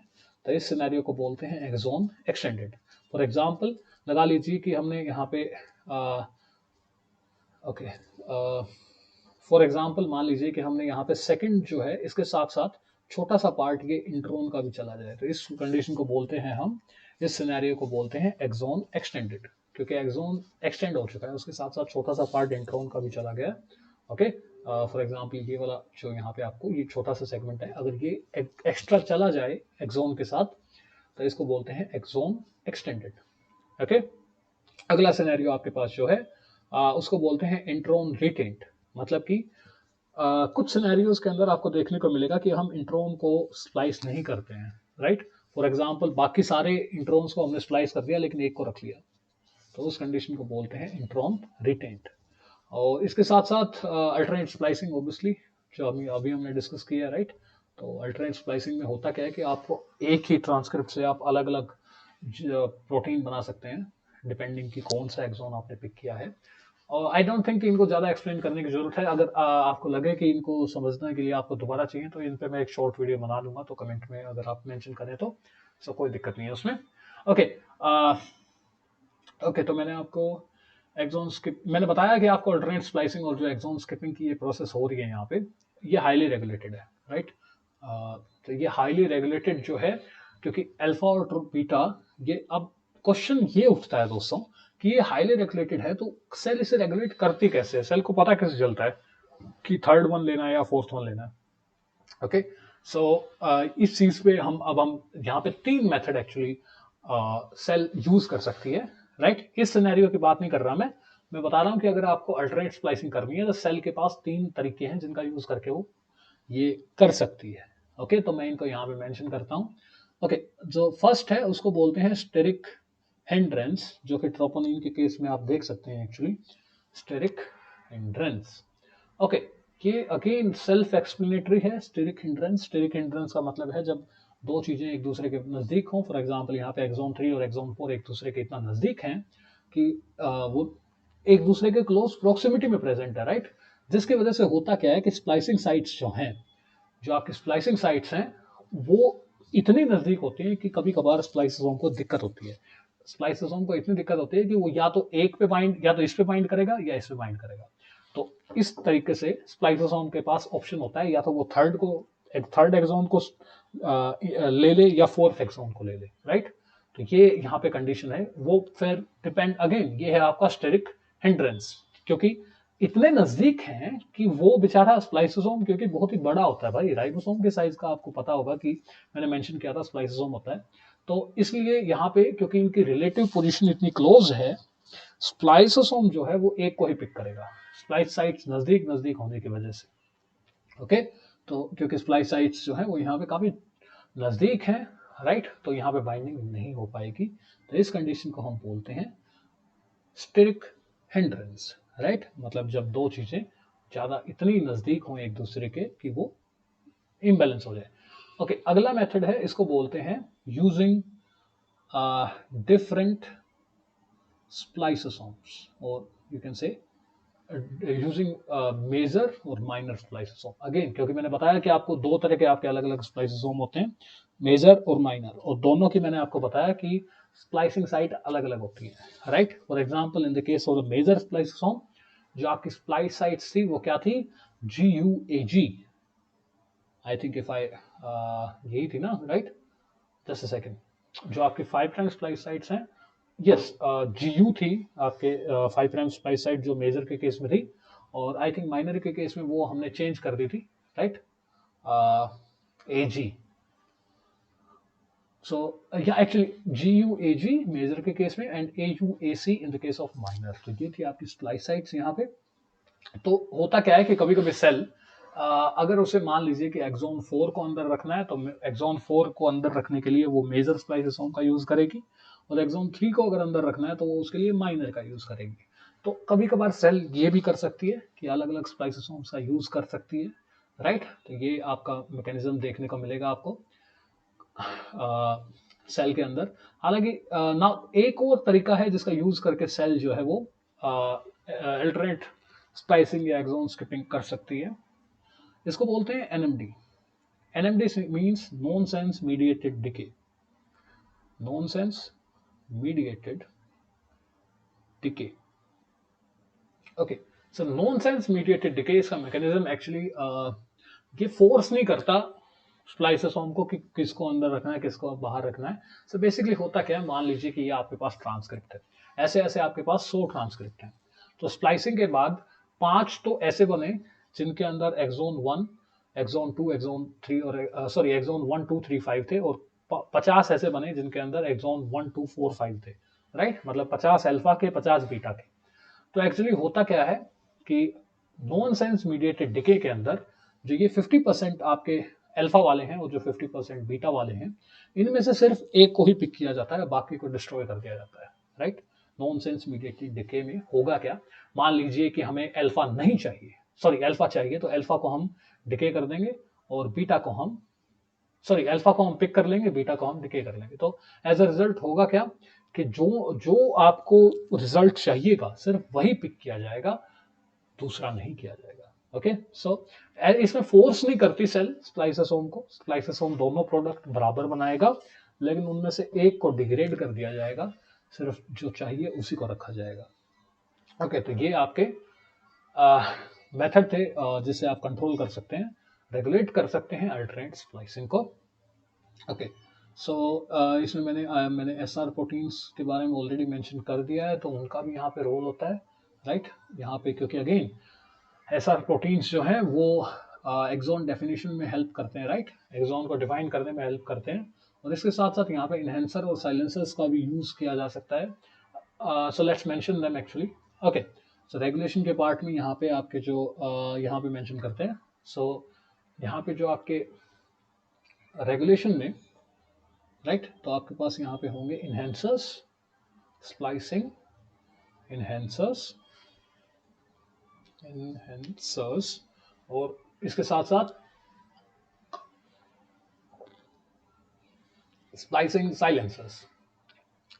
तो यहाँ पे देखिए बेसिकली इनहेंसर जो है वो इनहेंस करेगा, और साइलेंसर जो है वो साइलेंस करेगा या रिप्रेस करेगा या सप्रेस करेगा. राइट, तो बस सिंपली होता क्या है कि यहाँ पे आप फॉर एग्जांपल इनहेंसर्स में एसआर जो प्रोटीन है वो एक स्पेसिफिक, फॉर एग्जांपल अगर इनहेंसर की मैं बात करूँ, तो इनहेंसर जहाँ पे बाइंड करेंगे, मान लीजिए किसी एक्सोन पे बाइंडिंग की उन्होंने, तो वो उसकी स्प्लाइसिंग को बढ़ा देंगे, और अगर किसी साइलेंसर ने बाइंडिंग की तो वो उसकी basically you can say splicing को घटा देगा. तो इनहेंसर्स के एग्जांपल आपके पास for example just a second, enhancer के लिए हम यहाँ पे एक ट्रायंगल का यूज करते हैं, और साइलेंसर के लिए हम यहाँ पे एक रेक्टेंगल का यूज करते हैं. ओके, सो आइए इसको समझते हैं कैसे होगा. ओके, सो मान लीजिए कि वी वांट बीटा ट्रोपोनिन, हमें बीटा चाहिए, हमें अल्फा नहीं चाहिए. तो हमें कौन से एक्सोन चाहिए, 1 2 4 5. ओके, हमें 3 को साइलेंस करना है, तो मैं क्या करूंगा कि 3 के ऊपर एक रेक्टेंगल या फिर साइलेंसर लगा दूंगा. राइट, और 4 के ऊपर एक इनहेंसर लगा दूंगा. राइट, तो ट्रायंगल मतलब कि इनहेंसर और रेक्टेंगल मतलब कि साइलेंसर. तो मतलब कि स्प्लाइसिंग में जो एक्सोन 3 है उसको साइलेंस कर दिया गया है, उसकी स्प्लाइसिंग घट जाएगी, तो और एक्सोन 4 की स्प्लाइसिंग बढ़ जाएगी. तो इससे होगा क्या कि हमारे पास सिर्फ और सिर्फ बीटा ट्रोपोनिन टी प्रोडक्ट जो है हमारे पास प्रेजेंट होगा. तो इस तरीके से आपके काम करते हैं splicing enhancers and splicing silencer. Right, तो इनका यूज कर सकते हैं आप रेगुलेट करने के लिए. एक्चुअली साइलेंट का यूज कर सकती है रेगुलेट करने के लिए कि उसे कौन सा स्प्लाइसिंग का वेरिएंट चाहिए. ओके, सो यहाँ पे आई थिंक डिटेल में जाने की यहाँ पे ज़्यादा. Okay, let's take some examples. Obviously मैं एग्जांपल्स देने भूल ही गया, तो यहाँ पे देखिए इनके एग्जांपल्स देते हैं. So in the case of for example Drosophila, मैंने आपको जीन बताया था. राइट, अगर आपको याद होता डैशकैम. राइट, सो डैशकैम यहाँ पे साइलेंसर आपको देखने को मिलेगा एक HRP36. ओके, और ये डैशकैम के अंदर देखने को मिलता है, ड्रोसोफिला के अंदर ये साइलेंसर है आपका एक. ओके, और इन द केस ऑफ यहाँ पे एक HNRNP और RNPA1, यस HNRNPA1, ये भी एक आपका दूसरा साइलेंसर है, और ये टारगेट करता है HIV tRNA को, I think. Yes, and again ज़्यादा डिटेल में जाने की जरूरत नहीं है बेसिकली. राइट, और इसके साथ साथ यहाँ पे आई थिंक एक और होता है आपका PTB. Yes PTB. तो PTB प्रोटीन जो है ये भी आपका एक्सॉन से बाइंड कराएगा अगर, तो ये स्प्लाइसिंग साइलेंसर का काम करता है। तो ये है आपके यहाँ पे साइलेंसर्स के example, HRP30, sorry HRP, HNRNP1 and PTB, yes. Okay, तो इसके बाद बेसिकली ये आपके यहाँ पे मैंने मेंशन कर दिए हैं साइलेंसर्स, और I think that is okay. Okay, I think it's number, यहाँ पे एक्चुअली मैं डिस्कस करना चाहता था कि अल्टरनेट स्पाइसिंग का एक्चुअली प्लूरिपोटेंसी के साथ भी कुछ रोल होता है, राइट। तो मैं यहाँ पे जस्ट लिख देता हूँ that alternate splicing in pluripotency. I think ये काफ़ी डिटेल्ड, कुछ ज़्यादा डिटेल में चले जाएंगे हम, स्पाइसिंग से एक्चुअली भटक जाएंगे। तो इसको मैं यहाँ पे जस्ट मेंशन कर रहा हूँ, अगर आप लोगों को चाहिए तो बेसिकली यहाँ पे ये रिलेटेड आपका एम्ब्रियोनिक स्टेम सेल से है, अल्टरनेट स्प्लाइसिंग एंड प्लूरिपोटेंसी। तो अगर आप ये चाहिए, ये थोड़ा सा यू कैन से अलग सा टॉपिक है, 5 ही मिनट का है, ज़्यादा बड़ा नहीं है, लेकिन मैं यहाँ पे मेंशन नहीं करना चाहूँगा। एक्चुअली ऑलरेडी स्प्लाइसिंग की वीडियो काफ़ी लंबी हो चुकी है हमारी।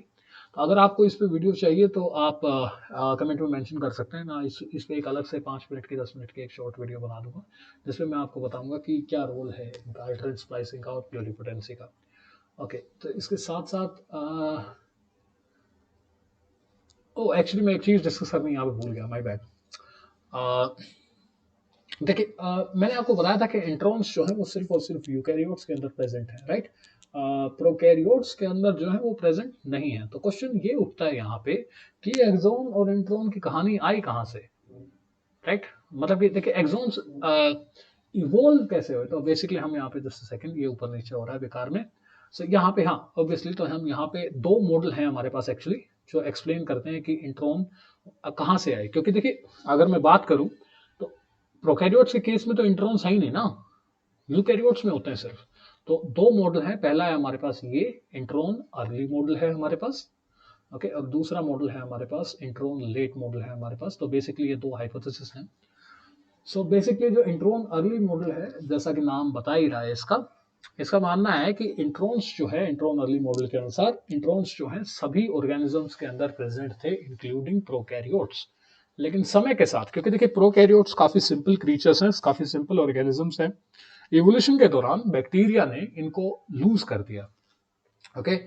मतलब इंट्रॉन्स जो हैं वो एग्जिस्ट करते थे, सारे intron existed in all organisms, but prokaryotes lost them, right, during evolution।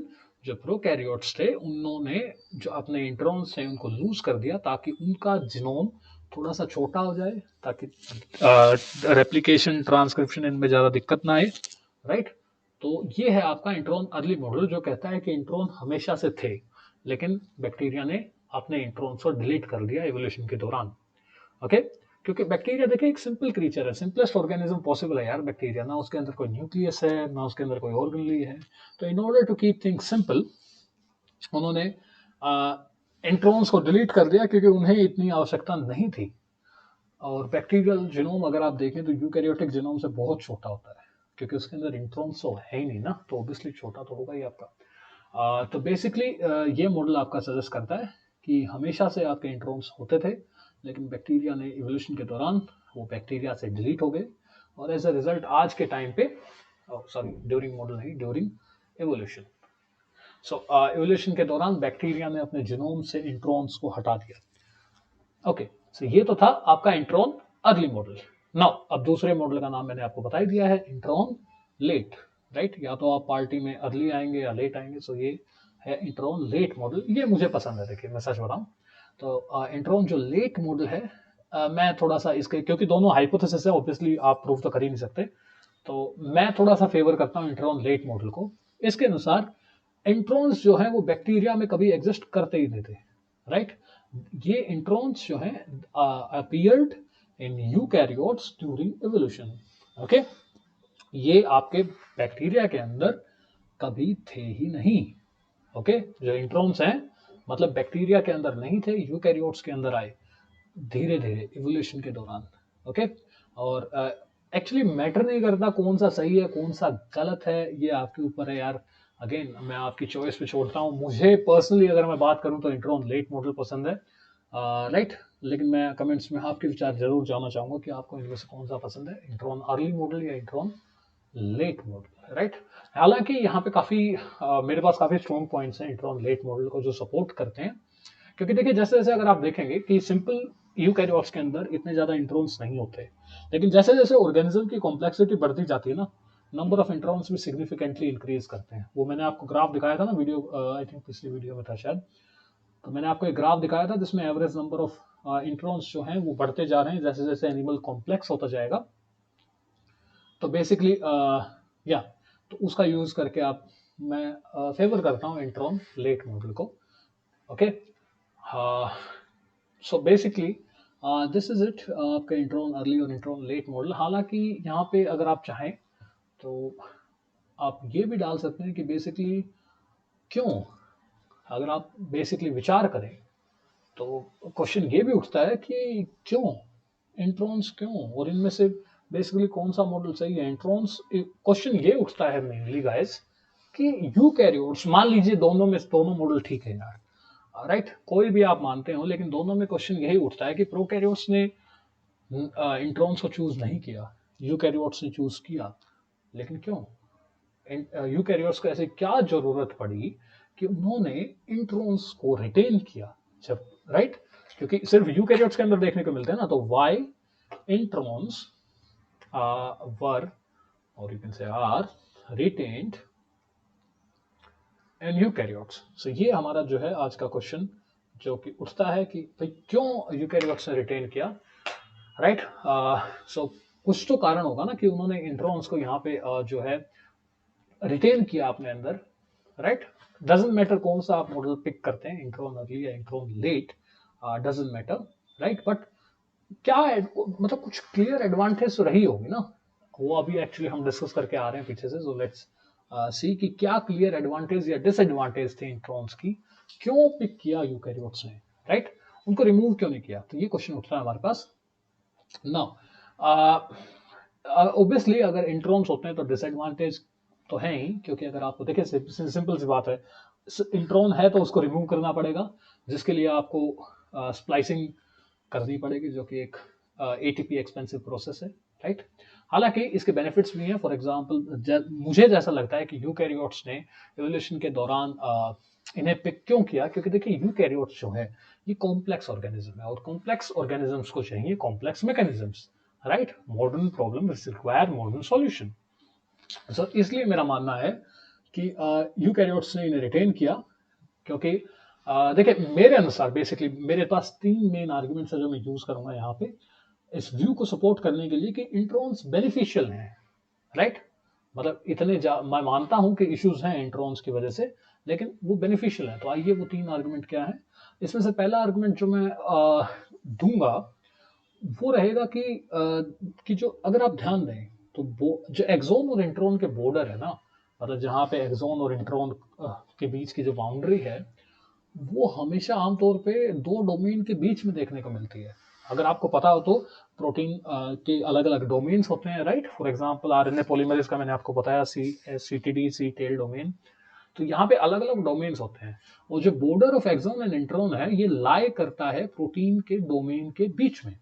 इसका मतलब कि specific exons, right, specific exons जो है वो स्पेसिफिक पॉलीपेप्टाइड सीक्वेंस को कोड कर रहे हैं, जो कि इंडिपेंडेंटली फोल्ड का होके एक टेक्निकली स्पीकिंग एक अपना फंक्शन अलग से करते हैं, राइट। तो ये बेसिकली फॉर एग्जांपल आपने कईयों में देखा होगा, सबके पास जितने भी प्रोटीन एटीपी यूज करते हैं उनके पास एटीपीएज एक्टिविटी होती है, तो उनका एक एटीपी डोमेन अलग से होता है, और एटीपी डोमेन लगभग मतलब मोस्ट ऑफ द प्रोटीन्स के काफी सेम होते हैं। फॉर एग्जांपल यहाँ पे एक प्रोटीन है जिसका ये एटीपीएस डोमेन है और ये डीएनएस डोमेन है मान लीजिए, तो ये आमतौर पे ये दो डोमेन है यहाँ पे, तो यूजुअली एटीपीएस डोमेन का जो है एक्सोन अलग रहता है, राइट, और डीएनए का एक्सोन अलग रहता है।